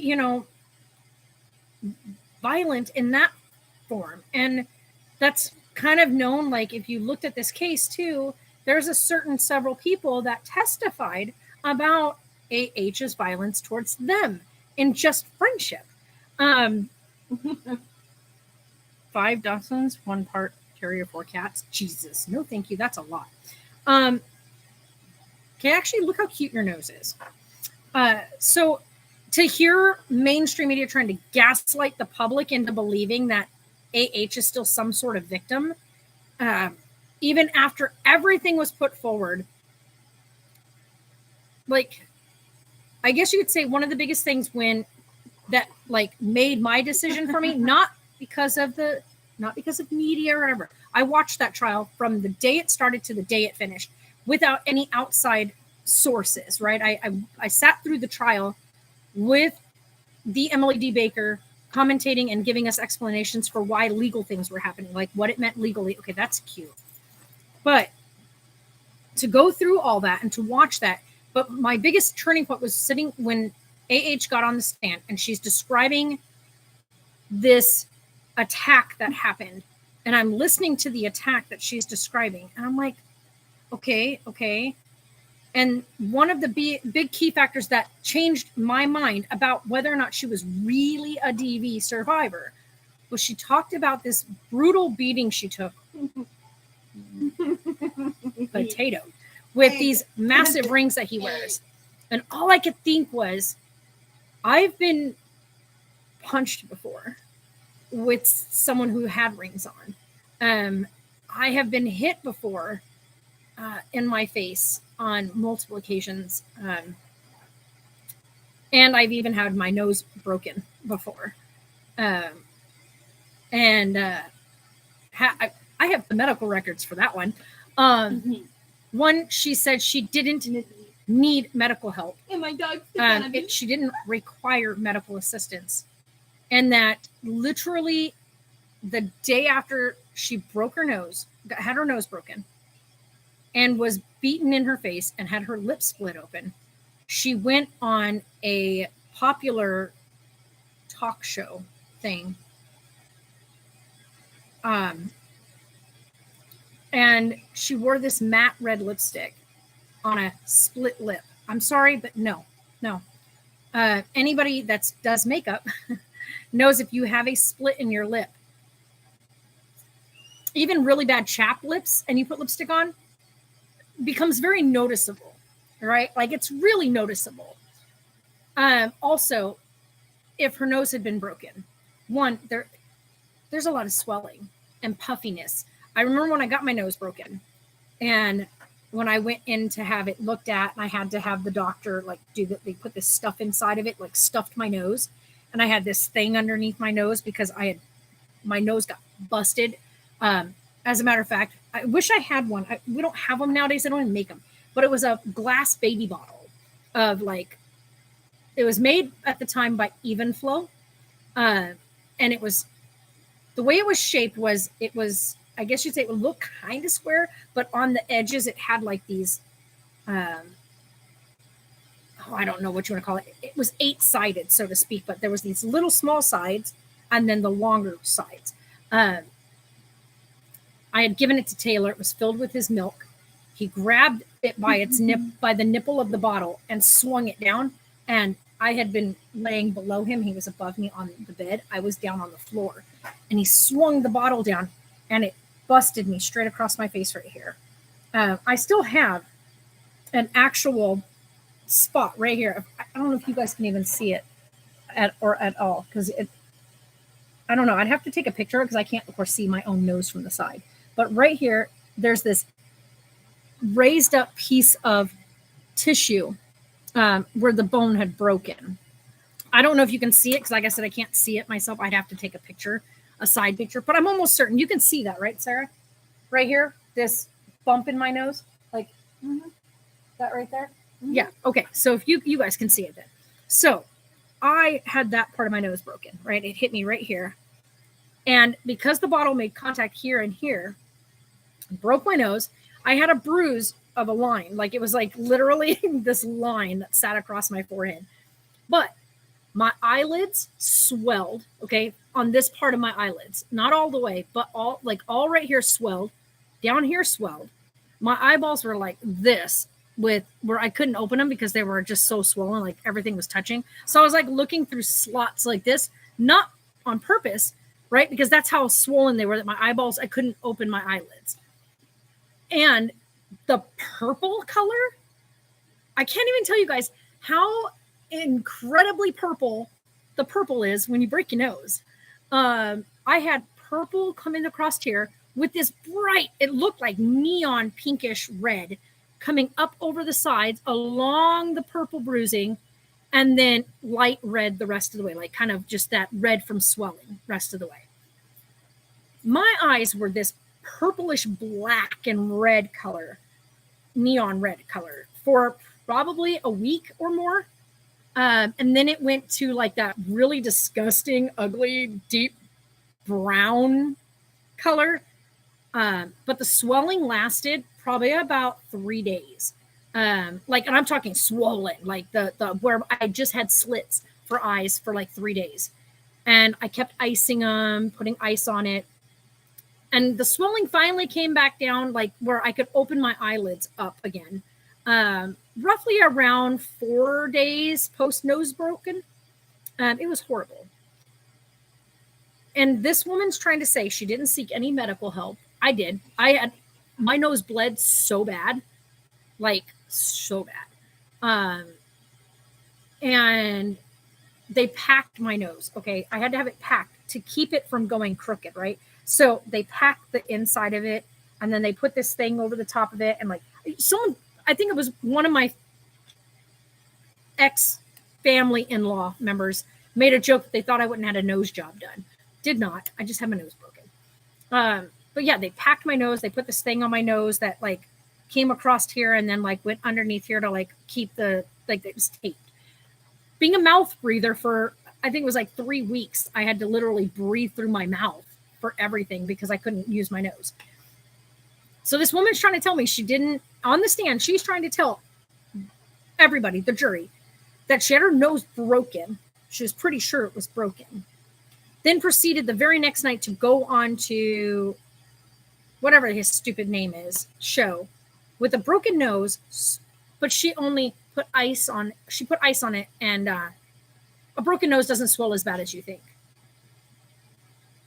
From someone who's had a broken nose, you're telling me that a broken nose doesn't swell as bad as I think it does? Excuse me? Excuse me.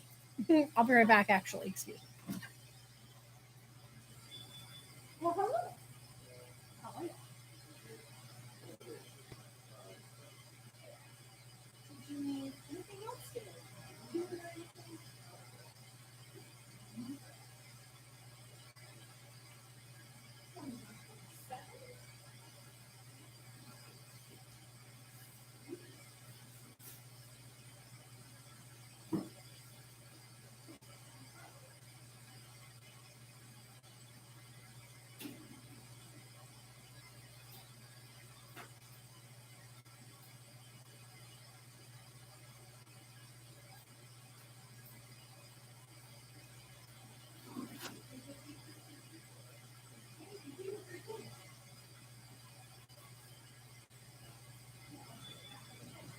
I'm like, where did I put my keys? I put them over here. Come on, guys. Huh? Hi. You sending me a bunch of pictures? You did. Oh my God, really?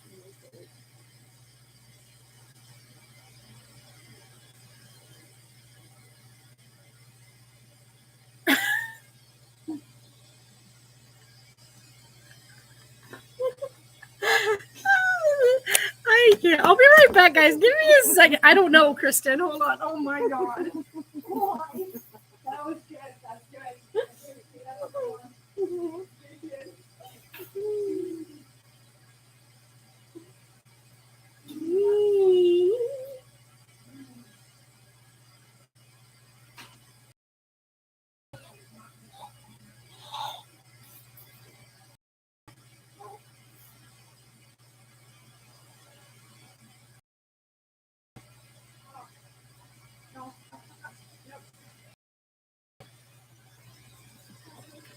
I don't know, Kristen. I just go live whenever I get like an inkling to go live. So, oh, geez. You want to see something? Whoops, wrong thing. Is it a UFO?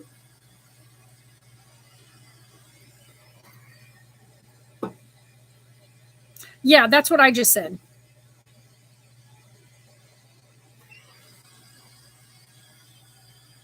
Ma'am, we're going to make sure that we grab one thing tonight.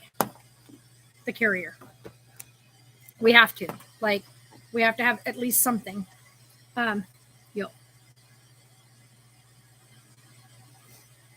You hitting him with a Yoshi? I love Yoshi. Ebony. It's like that cat. Why are we always on the same page? Oh. Mom, you're taking too long to notice that it's awake. Uh-oh.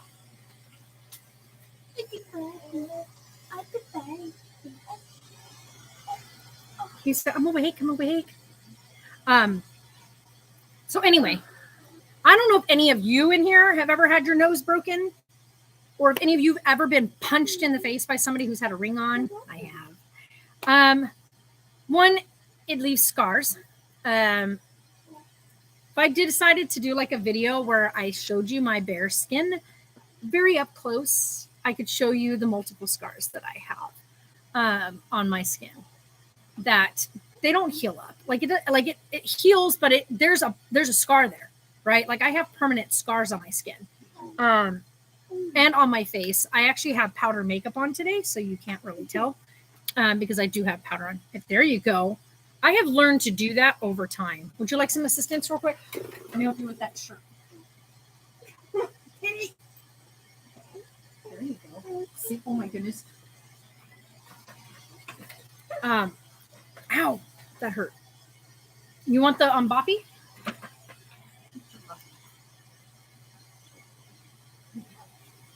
That I know that makes it easier to be able to relax your arm. Anywho, I don't know if any of you have ever had a broken nose or been punched in the face. I have, and knowing from the experience I've had and having the bruises I had and the swelling I had. As a matter of fact, Sarah and Taylor have seen me with the very badly bruised eye before. When Taylor swung a door open, not on purpose, you guys. This was just, it wasn't on purpose. He just didn't listen to instructions. So I was repairing our door at our new place that we had just gotten. I was changing the locks on it. Which camera are we getting? We'll look at the ones. Yeah, we'll get the one that we I find. don't want one with the hood on it. So when I'm watching it, He hates anything on his head, so it makes no sense to buy one with the hood. Huh? Maybe touching it like that? Yep. But anyway, so I was fixing something on the door. I think I was changing the lock. As a matter of fact, I think that's exactly what it was. I was changing the lock. Huh? The door got stuck. The door got stuck, and we had, yeah. So I was changing the locks on the front door. The guy was fixing the thing on our back door. On our bedroom door, mine and Taylor's bedroom door. He was helping me fix the. Right, but he'd already taken care of that. So he was taking care of the back door at the time that the accident happened. Because I gave him the other lock because I did the back door and front door the same. But he had fixed the door for Taylor and Sarah's door because it got stuck. Like we couldn't get the room open. But I was changing the locks, and I said to the kids, because Sarah was still inside with me.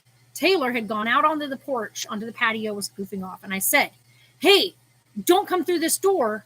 I'm going to be changing the lock on it. So I had the door not fully closed because we needed it open. So I had it just barely open, and I was unscrewing the piece, right? And it was one of those doors that had like this kind of handle, and I was changing it for the rounded ones. So it had the regular handle on it, but it had that little twist lock. Who does that for a house lock? Don't ask. That's why we changed it. But it had one of those little tiny ones that, that sticks out, kind of like the head of a large head of a flat head screwdriver. So Taylor's outside, I'm behind the door, and I'm down on my knees, face level with this doorknob. And Taylor comes running through and busts the door open, right, to come in, and I'm right behind it. That doorknob and that straight just thing, and it nailed me right here. Mm-hmm. And I know the sound that came out of me, the squeal that came from me, because it hit me so quickly for our fucking house to get to you. Yeah. It hit me like underneath the bone, but on my actual eye right here. So it was excruciating, like so painful. And I squealed and I moved away from the door. The guy came over, made sure I was okay, which I was fine. But Taylor had to look at me for about a week straight with a swollen outer part of my eye right here. This whole part was all stupid looking. It was, the colors were just great. You guys, can't explain to you the beautiful purple that happens with a hit to your face. The color purple that happens in it is like the center, right where the contact was made, turns black. But then it goes this really rich dark purple and almost neon pinkish red, the outer part of that, because everything just kind of pulls into that spot. Nice. No, it was, like I said, it was complete accident, Kristen. And that, of course, I'm okay. This was years ago. But it was one of those things where, knowing what it looks like to even have just even an accidental hit to the face, what happens when that happens. And this woman is trying to sit up on the stand and show pictures of her said injuries from this brutal beating she took. And it doesn't match the story she's telling. Yeah, and I was sitting there and I'm thinking to myself, I have pictures from when I had my face hit. I have pictures from when I broke my toe in my car accident. That was cute. I have pictures from when I was a kid and the fading of bruising that you see in some of the photographs from when I was a kid. And I'm just she's trying to say you can cover certain things up with makeup. Now, here's a kicker. I get those weird random bruises all over my legs. So I'm going to use my color correcting palette that I have in my kit that's underneath the thing. Huh? Oh, I know, right? I don't know if I still do. Yeah. Yes. So you do. this is just from running into, like, I know, no, that wasn't even, yeah, this one from this morning, because I slammed my elbow. Look at this. I slammed my elbow into the bunk. Oh, my poor elbow is still so sore. I didn't even realize it was that swollen. Like, you guys, I have mushy mush in my elbow because I slammed my elbow into the thing this morning. And this is the bruise from a couple of days ago when I hit this part of my elbow in the same spot. Because I was putting stuff in the bunk. This is also from reaching up in the bunk because I'm short. So I don't think I got any on this side. I didn't hit this side. It's always this arm because I'm right-handed. So I'm always chucking stuff up right-handed. Now, when I get my next purpley leg bruise, I am going to see if I can't color correct this bruise and make it go away. Because here's the thing. Somebody else showed this the other day. When you color correct on camera, cameras pick up details that you don't even realize, like to the naked eye. So you're telling me that she was completely banged up and bruised and she put makeup on and covered it. But then she told the order in which she put the makeup on, and that's not how it works. So I am going to try to do a color correction on a bruise on my leg where my actual bruise is and see whether or not I can correct it. I know that when I was in school, we used to use our little powder makeup thing, and we used to try to cover up when I had bruising. I would try to use my little compact, CoverGirl compact powder makeup thing, and I would try to layer the powder over certain marks. A lot of times I could get away with, it being chalked up to. I had five. There's 5 of us, sibling wise. We might bang each other up a bit. Well, hello there. How are you? Good. What do you mean?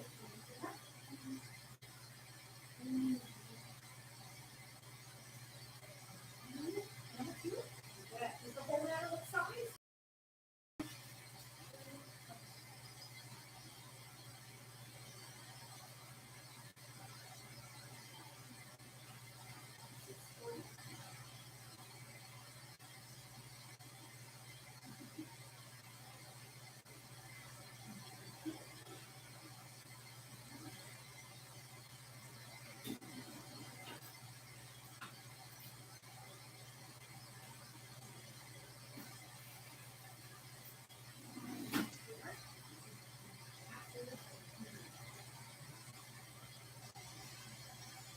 Oh my goodness. Cut it out. Can't do that. He looks so cute. And so I think, like, for me, someone who's gone through and had bangs up, bruises, damage done, stuff like that, to hear someone go up there and tell this exaggerated, over the top story, like for me, I don't even, like, even now, it's so hard for me to talk about a lot of the things I went through as a kid. Like, still so hard. I have even a hard time still opening up to my therapist about the things that were done, let alone, like, get up there, like, and tell a story like she did. And the details that she included just weren't, like, why? Like, why? Like, her talking about, you've been slapped across the face. Yeah, ouch. I've been slapped across the face. I've been backhanded in my mouth repeatedly, which now to this day, I get the same area where my mouth splits is the same area that would split open every time I got my mouth smacked and backhanded by my mother. So yeah, it's just, it's so hard even with a therapist to open up about the stuff and the details that go into it. Like, I don't understand where she was talking about the carpet and how dirty the carpet was. And I'm like, how is that important to the supposed event that happened? Like, when I recollect what went on in with mine. The part that sticks with me is the actual physical event, like what actually happened, like the pain and the, like, to this day, like even thinking about when Taylor hit me with that bottle, my eyes water at the thought. Like I can remember the feeling of getting my nose cracked with that. When I think about when I broke my finger, do you know I still get queasy even now? Like I just actually got nauseated just the thought of when I smashed my finger in the garage door. I got so sick. What happened? You look like you're gonna cry. You're gonna laugh? Uh-oh. I almost fainted from the sound my finger made.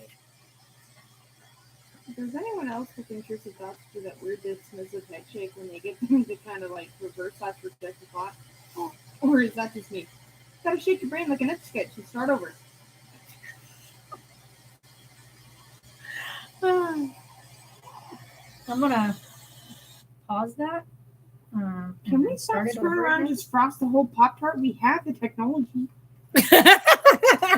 Frost the whole Pop-Tart. Yeah. Oh my God. Sarah got so robbed the other day. We bought her a Pop-Tart. Angry. It was like just a little packet of Pop-Tart. Like it wasn't the box, just the packet. And both of the Pop-Tarts only had like this little bitty skinny strip of icing left on it. Like what? What is that? We're like, oh, you got robbed. So not cool, Pop-Tart. Not cool. Just frost the whole damn thing. I haven't had Cheez-Its in a while.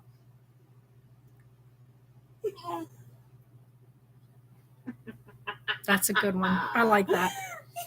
But anywho, so I just was like I said, why I titled this Exhausted.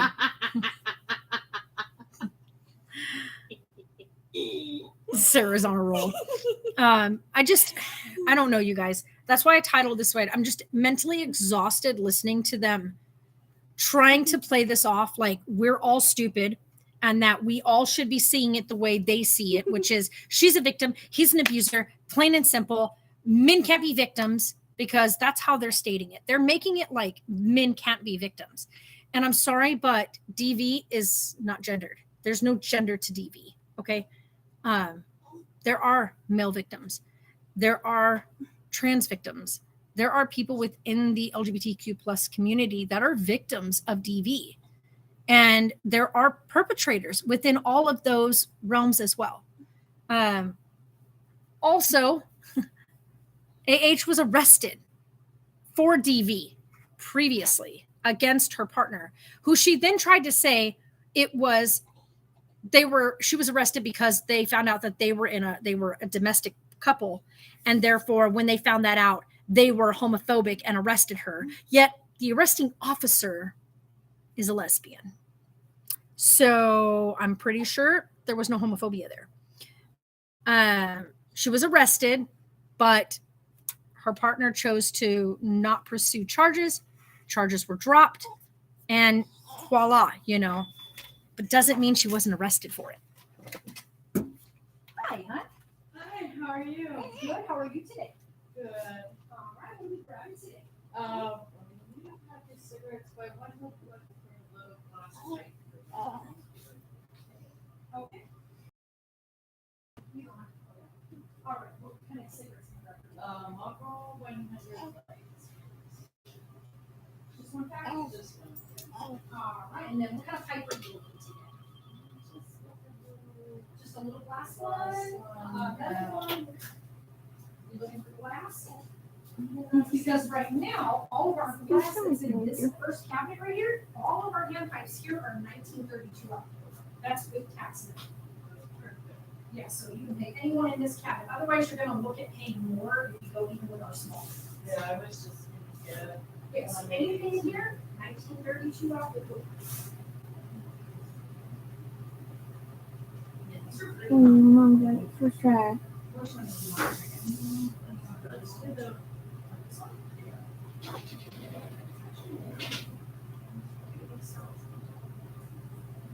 All right, so good. And lighters. Lighters or torches? Yeah, good. Lighters. I need Right here. I need to get 3 of them. She comes over and she never has a lighter. And every time she comes over, I give her my lighter.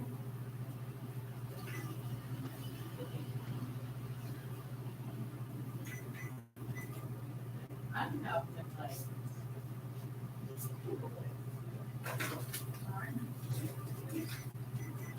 All right, anything else for you? That's all for today.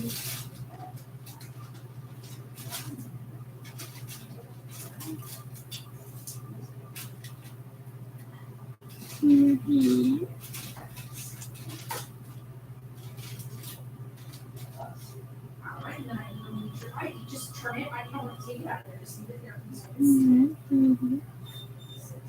Oh, you're so cute. Are you so cute?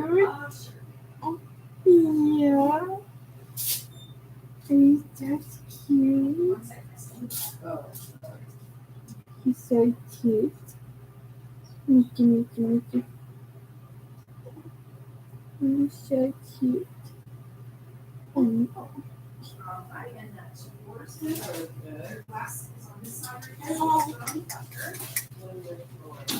He's such a cutie.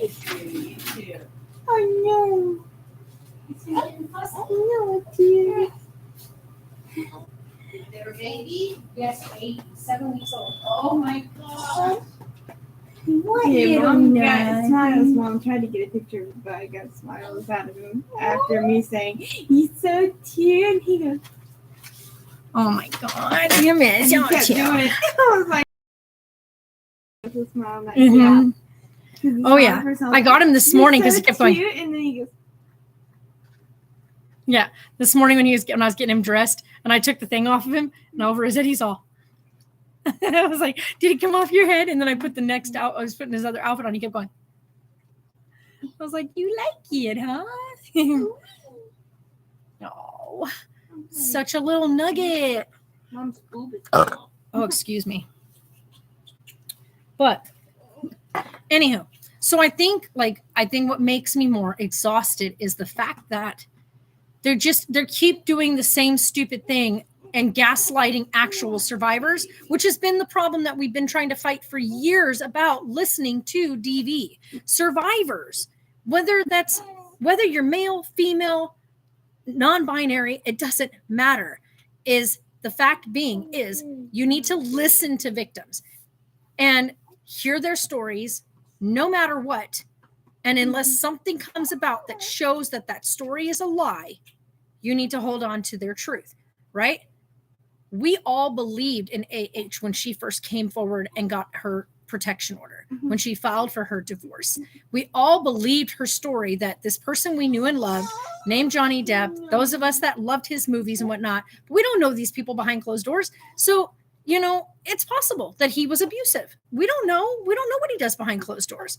We only see him in characters, right? In the forms of characters, which we love those characters. But that doesn't make the characters aren't him. He is the man. The character is a role he's playing. So I'm just sitting here going, the evidence she brought in to support her claims is what did her in. Because the story she told and the stuff she put forward, and right, literally showed herself abusing him. But yes, and then she audio recorded herself verbally abusing him, even admittedly stating to him that she wants him to physically fight with her, and she says, "You're just a baby." And he was like, "Because I won't fight with you." She kept calling him a baby. She even called him several other words I'm not going to repeat on here. Go watch the trial, you guys. All that stuff is in there. You can even go to the Virginia court filing site, and you will see all the evidence that was submitted in this case. It is civil. It is public access. You can listen to all the audio tapes. You can see all the pictures that were submitted. You can see all the depositions. Listen to them. So to me.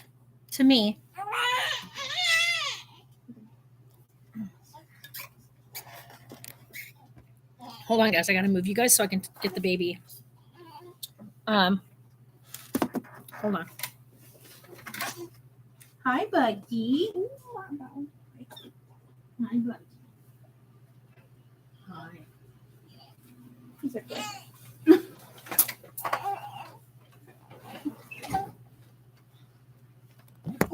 Oh gosh, I just hit that all the way up there. Hold on, Buggy. Grandma's got you. Come here. You need to burp? Do you need a burp? Come here. I got you, honey. I don't know what you're doing, but come here. There you go. Come here. Grandma's got you, love. Come on, let's get that burp out. I know, huh? Yeah. You got a burp in there? Huh? You got a burp?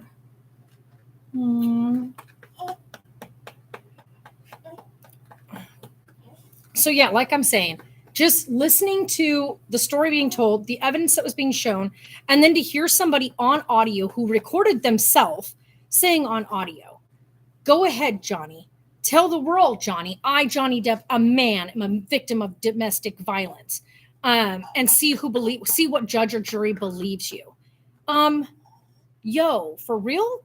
Like, is she for real? Like, all I could think was, you're kidding, right? Like this, she is straight out saying that nobody's gonna believe him because he's a man. I got you, buddy. She's straight out saying, dude, you're a man, ain't nobody gonna believe you. Oh, I got the burp out. Come here. You want your arms up there? There you go, buddy. Let's get that burp out. Yeah, let's get that. Oh, Grandma's hair is on everything. My hair is just on everything. So to me, it's one of those things where she audio recorded herself telling him, like, nobody's going to believe you, dude. So just, just pretty much suck it up. And I just thought, and that I think right there, if I was sitting on that jury and that audio came out, that would be the moment. That would be the moment. That would be the pivotal moment in the trial that I would have said, this man is a victim. Because if you listen to all of the audio, even the messages that went out, he even admitted, like, I said some nasty things and whatnot, and they still kept trying to lean on that he was an addict and whatnot, and that's the reason for everything. And no, that's not necessarily true. The biggest thing would be if I had heard that audio as a juror, that would have been the pivotal moment for me that would say, this man is a victim. Is he imperfect? Yeah, he's imperfect. Is he toxic? Yeah, absolutely. Were they both toxic? Absolutely. But when you look at some of the things he said verbally during some of their arguments that were recorded, they were what they would call reactive to the buttons being pushed over and over and over and over again. All of us do that. All of us have been to a point where someone has pushed our buttons to a point where we finally lash out, right? Like where we finally kind of explode at them. Every one of us has been there. Every one of us in any life form, we've all been there. You see it in animals too, where like a mama dog will be laying there with all her puppies, and her puppies are just going and going and going and nipping and grabbing at her, whatever. And she finally will snap at them and growl. And it's like her way of saying, I've had enough of you, knock it off. It doesn't make you the aggressor. It's just, it's what they call reactive abuse. It's in response to, it's like reactive responsive abuse. And so in that sense, yeah, was he toxic in some of the stuff he would say and some of the things he would do? Yes. Were these two an absolute disaster of a relationship? Oh yeah. Without a doubt. He is in no way perfect. And he admitted that on the stand. He went through and told of all the horrible things that he does. But in any way, was he the aggressor? No, I don't believe that. I think if you listen to the audios of her recording herself, by the way, she recorded herself doing this. He is trying to get away from her. And she repeatedly says that all you ever do is run away. You never sit and talk with me. We can't fix it if you won't even have a regular argument with me. A normal argument. What's a normal argument? Arguments aren't normal. Arguments meaning that you should be able to have discussions are normal. To sit down with your partner and have a discussion is normal to communicate. Arguments mean that you are emotional in the sense that you don't have control of your emotions in the moment that you are trying to get across your point. If you need to argue with someone, then you need to walk away until you both can have a conversation and have a discussion, because arguments are never healthy. There's no such thing as a normal, healthy argument. It's not, unless you're talking about something like a court hearing, because then those are closing arguments. But when she tried to spin a visit with his daughter as him spiraling out of control, and at the very start of the tape that she's like flipping out and crying and panicking and saying, don't do it, don't do it. He's like, I'm going to go in and spend this time with my daughter right now, because it was his daughter's, like, it was like for a birthday or something. And she is begging him, don't do this, don't do this. And he's like, I need to spend this time with her. She's here right now. This is time that I need to spend with her. And yeah, and she is falling apart. And I'm just like, she's saying it's because he was spiraling. I knew what he was getting ready to go do. Go spend time with his daughter? Because that's all that audio comes across as, is he just wants to go inside, spend some time with her, and he's being very calm in the audio. He's trying to calm her down. He's trying to apologize and appease her for upsetting her. These are things that victims do in response to their aggressor to keep them from lashing out further. And so here he is apologizing to her for having upset her when he had no reason to apologize. If it had been me in that situation and she was falling apart, like I said, you know what? You go right ahead. You calm down. I'm getting out of the car and I'm going inside. We're not doing this. You can fall apart, but we're not doing this. And I would have gotten out of the car, no further discussion, none, and gone inside with my kid. Right there. That would have ended the conversation. But because he is so used to what she was doing to him in the nitpick and the nitpick and the nitpick and the push, push, push that she would do, and the making him, she gaslight him into feeling like he was doing something wrong, he would sit there and apologize to her to try to appease her because of the way she was going to behave if he didn't when he got home. I can't believe his little birthmark's almost gone. The little birthmark thing he had on his head. Sarah had one on her arm when she was newborn. And hers took about 6 months to go away. But his is almost gone on his head. Did I feel good? Did that feel good? Yeah, buddy. Oh, your little ear is so dirty right here. Let me see it. Let me see it. We got the yuckies. I thought I got all of it when I did your ears. Come here, baby. Let Grandma see.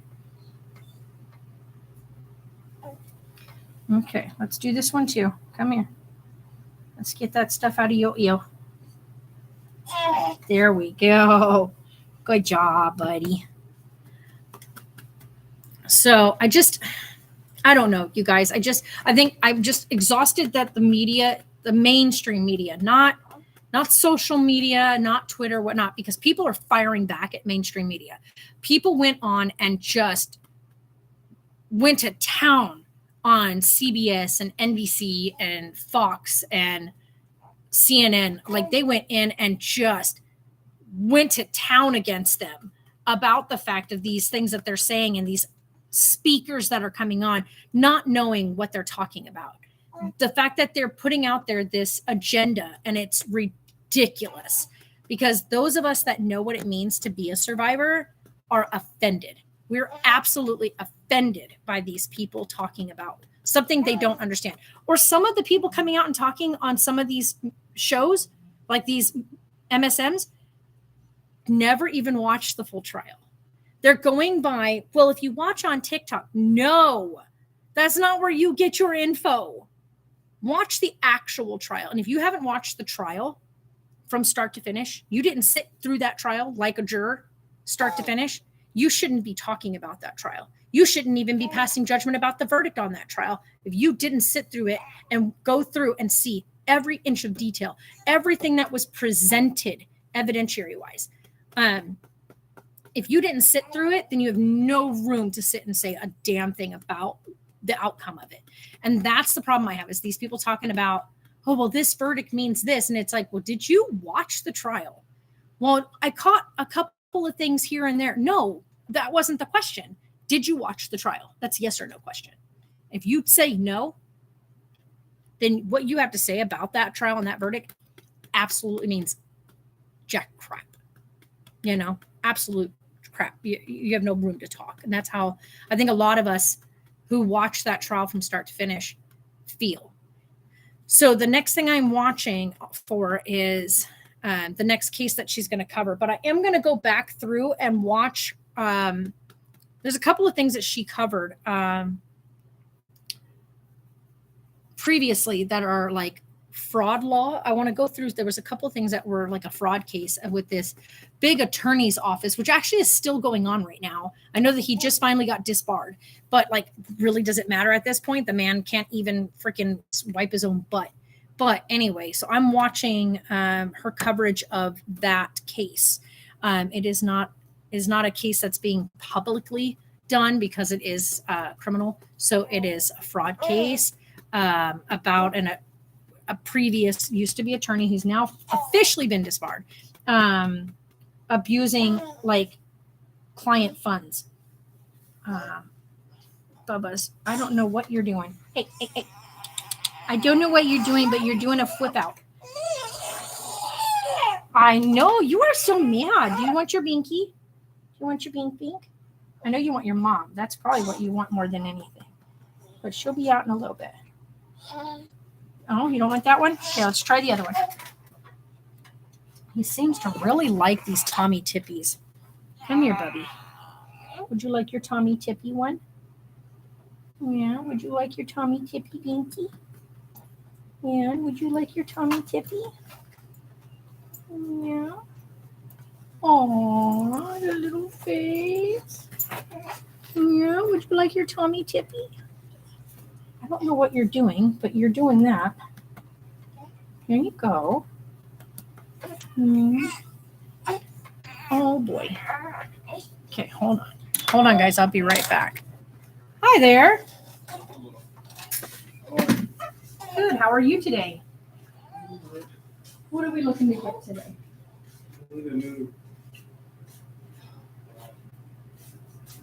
What's it called? Oil burner? You're looking at our black case. There's a black display in there. And it has all of the different oil burners that we see.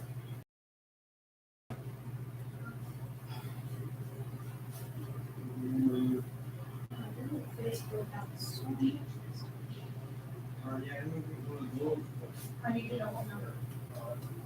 That's what you gotta look. There's different numbers there and the prices on them, so that you're not surprised by the price. The number 2. Yeah.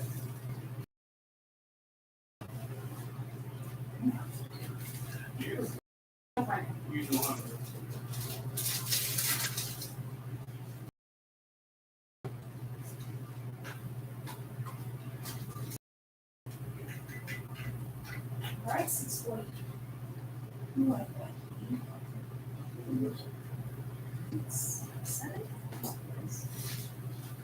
I need 40 cents. Oh. 640.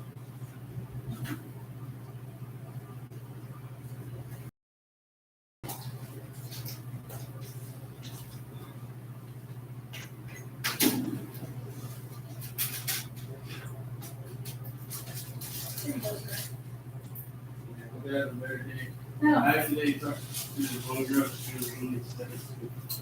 Better be careful. Yeah, I was like, oh, it's like, dang, she looked at me like, really? And I'm just like,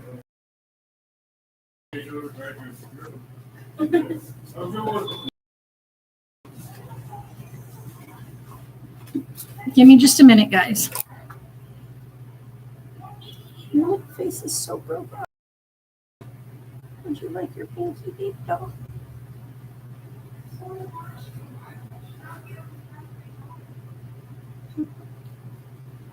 you like Grandma to wrap you up again so you can lay down with your little thing? Huh? Would you like your music? Huh? Huh? Here, let's lay you down. Let's get you all wrapped up. Hold on. Hold on.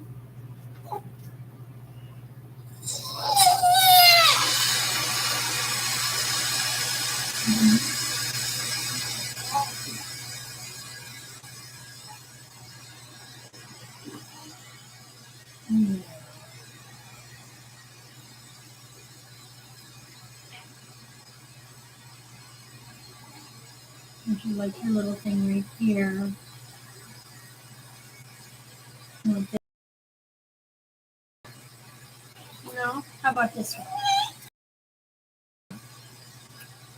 How about this one? I know you like this one.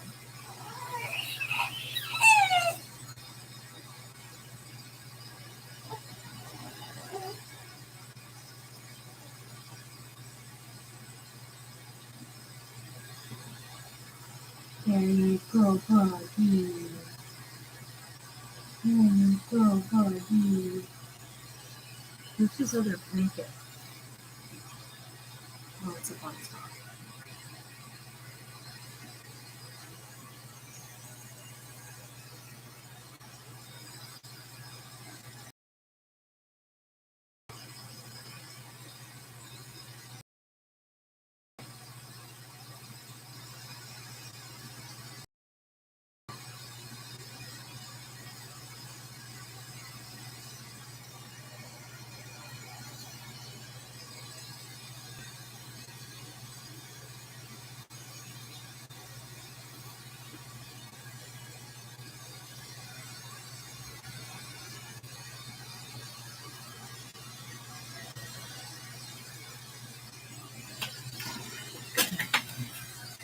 Sorry, guys.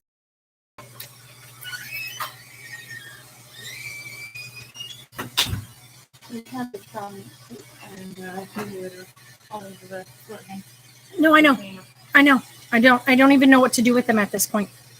Like, I honestly, I think the only thing I can think is putting in a second box. And I don't know. I mean, I honestly at this point don't know. I'm at a loss for just set that in the car seat, honey. It's easy for me to grab. I laid him across my lap to burp him, and he finally burped. But anyway, so that's kind of why I titled this the way I titled it. I'm exhausted with what the gaslight. I'm exhausted with how hard they're working to push an agenda that is not working, you guys. Like, when you're pushing something that hard and nobody, like all your responses and everything within your messages, like on your videos that are now, of course, public, the comment section of those where people are giving their feedback about your coverage is everybody coming forward saying, hey, I'm a survivor and I don't believe her. Hey, I'm a survivor and I side with Johnny Depp. Hey, I'm a survivor. And yeah, they were both toxic, but she's the aggressor and she also lied. Hey, I'm a survivor and no, this doesn't set us back. Hey, I'm a survivor and I spoke up because Johnny gave me the courage to after seeing what he's been through. Like, the agenda they're pushing is that people are not going to come forward anymore because they're not going to be believed, when in fact that's not what's going to happen. Will this set back liars from attempting to use the whole, hey, if you tell anybody, nobody's going to believe you thing? She said that in audio. Go ahead, tell the world, Johnny Depp. I, Johnny Depp, a man, am a victim of domestic violence, and see what judge or jury will believe you. And that statement alone is enough to say, hey, your abuser can sit there and tell you that all they want, but guess what? When you come forward and you speak, you will be believed. Unless there is anything otherwise to come forward to prove you wrong, all you need to come forward with is your word, your story. You don't need photos. You don't need video. You don't need audio. What you need is your story and the truth of it. That is it. Don't elaborate. Don't go overboard. Don't try to give details that aren't important. Just your story and what has happened. And that is it. You will be believed. So, this doesn't set people back. It sets liars back from thinking that, hey, defamation is really hard to prove, which, by the way, it is. And I will admit, when this trial first started, all I thought was, he's not walking away from this victorious. Like, there's no way. Because she has spoken her truth, and is her speaking her opinion and her truth really defamation? And then it was proven it was, because none of her stories were true. So, my mind, I think, is just exhausted from the fact that the mainstream media is still trying to push this agenda about it. And I don't understand why. I don't understand why they're pushing so hard that she's still a victim, and why they keep bringing up the UK. Like, that's a whole nother thing. And not only that, but like, isn't she facing like perjury charges in the UK now? Because she lied under oath that she donated all her money, all that divorce settlement, when in fact she never did. And the settlement money the money that was donated was in her name, but was not from her own pocket. It wasn't from the divorce. Elon Musk made a donation in her name, but it wasn't from the settlement money. And Johnny Depp did $100,000 to each of the two charities in her name. So technically all she's done is donated, because that $100,000 for each, so $200,000 was from her divorce settlement, but she received the rest of it herself. Had it the whole lot, the whole $7 million, 13 months before he filed this lawsuit, and she's trying to say she used that money because Johnny sued her. No, because you had it for a year and a month before he ever filed suit against you. So why didn't you give that money in that 13 months to the charity? She did not. She never gave the money over. And so she lied about donating that money.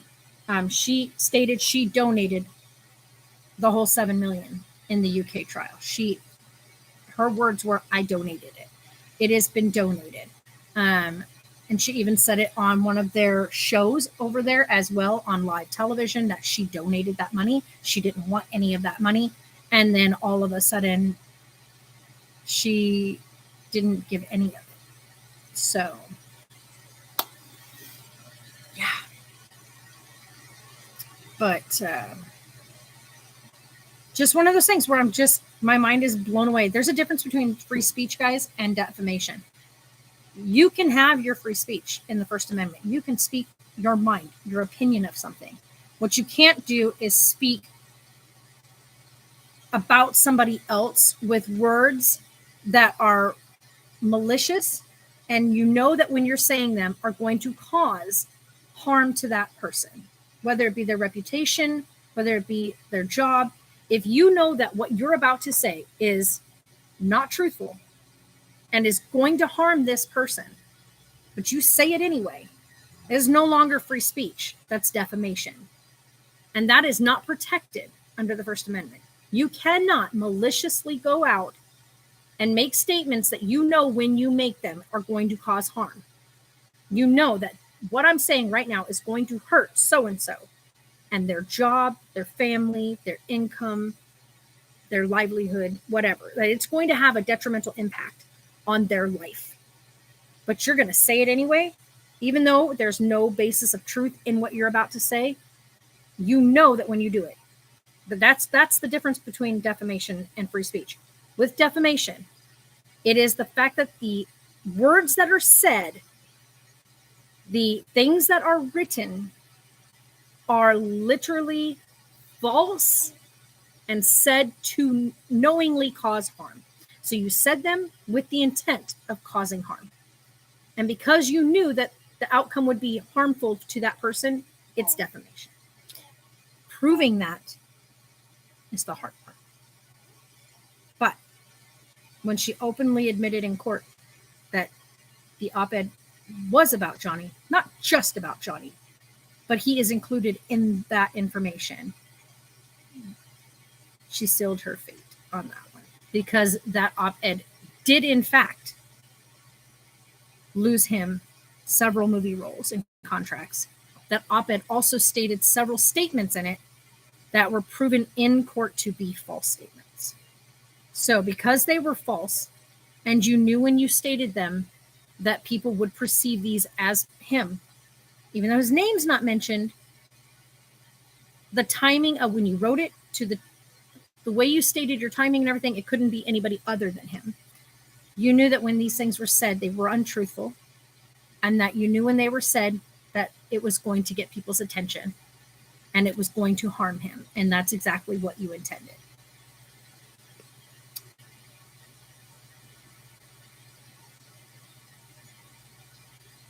Well, of course he will if he's your friend, Kristen. I hope so. I mean, why would he not?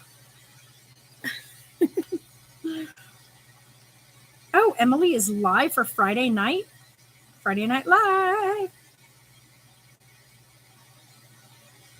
So yeah, I'm mentally exhausted by mainstream media and the fact that they're trying to push an agenda that is just not okay. It's like, stop trying to push it on your agenda on people that know better. Just saying, we know better. I think the biggest part is the people that are speaking out against the MSM are people that are like, yo, I watched the whole thing. And I went into it believing that he was guilty of DV and that he didn't have a leg to stand on in this trial. Like a lot of us did. I thought for sure, like, even if he didn't, like, how are they going to prove that he didn't? You know what I mean? Like, and then the evidence came out. So, you know what I mean? Like, I was on, I guess you'd say, when it first came out, when he first got his divorce, when she first filed, I was like, wow, I never would have thought he'd do something like that. But I believed her. I believed that she was afraid of him, and that's why she got the protection order. And then he filed suit, and I was like, oh. So, all I kept thinking is, like a lot of people had said, the law was on Amber Heard's side. The facts were on Johnny Depp's.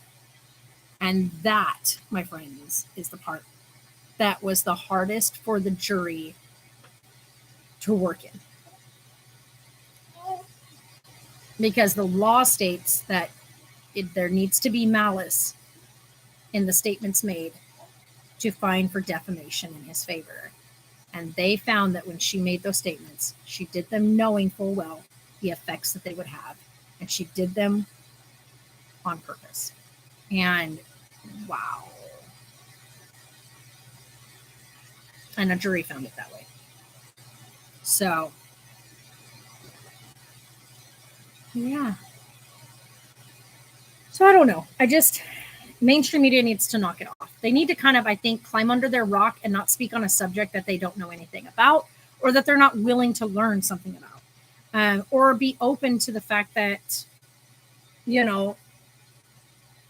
what they're stating is exhausting and it's a slap in the face to actual survivors who watched this trial, actual survivors who have come forward and spoken, and survivors who know that have made it out. I guess you said that have made it out.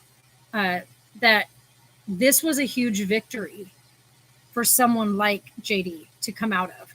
And for us that have been survivors that know what it means to go through the court system, who knows what it means to not be believed in the beginning, to know what it means to try to hide the truth, to protect somebody that we love.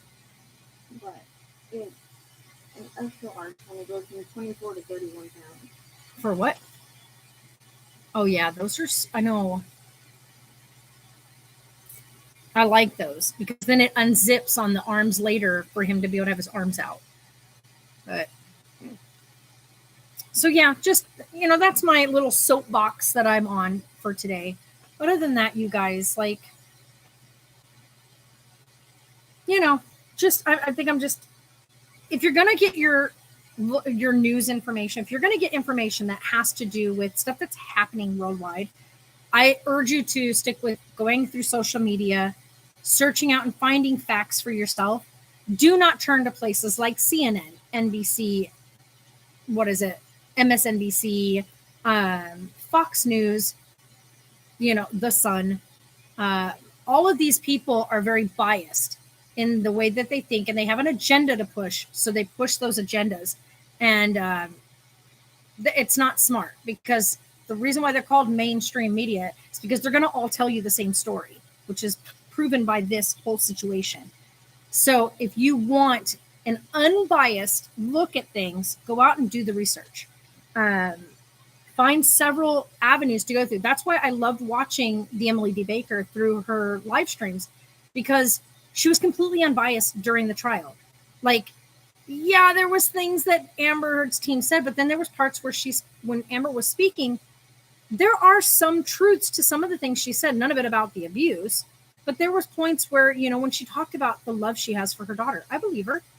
I mean, she's a mom, that's her baby. I believe that, when she talks about how it bothers her to see the things that are being said about her online, I believe that. Because who wouldn't be bothered by some of the things that are being said? When she talks about how much she enjoyed filming and being on set with her other members of the crew, I believe that. When she talks about the fact that, the fun times that she had and the things that she really enjoys, I believe that. But then when she starts getting into details and starts trying to give you information about what she says is happening or has happened or during these fights, that's when she goes off the rail. And that's when you can see her demeanor change, her body language changes, the way she sits, the way she looks at the jury, the way, I'm like, whoa, what? Okay, now you can see that shift, and you're just like, this doesn't ring any truth in it. Whereas you can hear when you can watch her body change and how easy the words flow for her when she's being truthful versus when she starts trying to get this story going for you, when she tries to feed you this, do you believe me? You know what I'm saying, right? And that's where I had a problem. And Emily really pinpointed, when you can see those moments where you were like, that, I believe. When she said that line, I believed it. Versus when she would say something else. And Emily gave you the push and pull. Just like when Johnny was on the stand. There was a couple things Johnny Depp did and you just go, probably not, buddy. Because he is an actor, right? And the last thing you want an actor to do is act out something on the stand. Let's not do that. Because I can't tell you if you're an actor, so you could just be portraying something and not being truthful about it. So you're trained in this, or not trained in this, but you've been doing this for 40 plus years, dude. Don't act things out on the stand. And I think his attorneys should have made sure he didn't. But he did that on a couple of occasions, and it did not come off well. As someone just watching in that aspect. But when he spoke and he told you about what he was put through as a kid, and when he told you about how much he loved Amber Heard and how he still has a love for her, and that how hurt he is by what she is doing, you can't help but hear the ringing of truth in it. And it just blew my mind. And then, of course, like I said, the evidence. So if you want an unbiased thing about that whole thing, go watch the Emily D. Baker. But also, if you want news and information about what is happening within your country, your state, your area, whatnot, do your research on your own. Seek it out through local YouTubers, through local media coverages. So people that are on social media, say we have a guy out here that actually covers everything. His name's Zach News. Okay. He's in our area. He goes out and he covers things that are happening in the local community. which you never get to see on actual television, or you see something that shows up on TV and it's like a bit of information and you're like, wait, what? That wasn't quite all of the story. What happened? Zach goes out there and he covers this thing on the ground and he puts it up on Facebook. He Facebook live streams. He goes in and he like covers things that are happening on the river in our area, whether it be in Kingman, Bullhead City, Lake Havasu City, and he also covers Laughlin, the Laughlin area. And I'm just like, this guy knows what he's doing.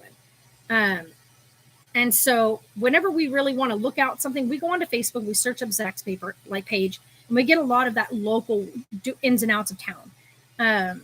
So do the same thing in your area. Look for somebody who you know within your area, who's on social media, who covers town meetings, who covers what's happening locally, who covers what's happening, in the bigger picture of things.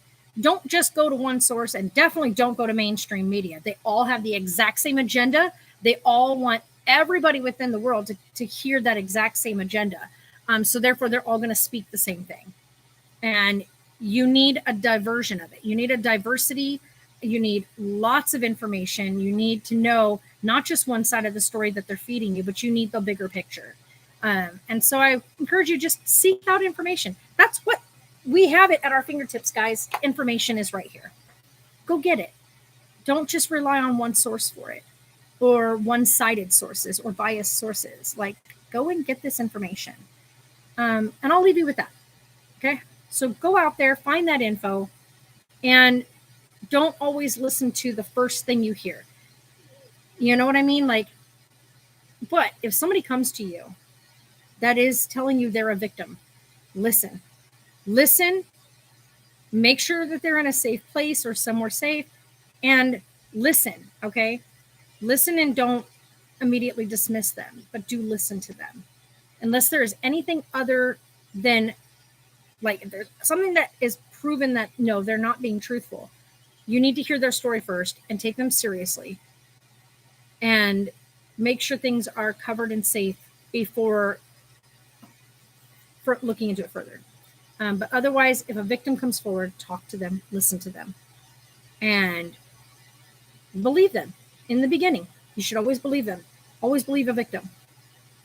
And unless proven otherwise. You know what I mean? So believe your victims until, I should say, not even until, unless proven otherwise, believe a victim. No matter what, believe them. Man, woman, child, elderly, non-binary, whoever it is, if they tell you that they are a victim of DV or that they're a victim of abuse, listen. All right. You guys are amazing. Ah.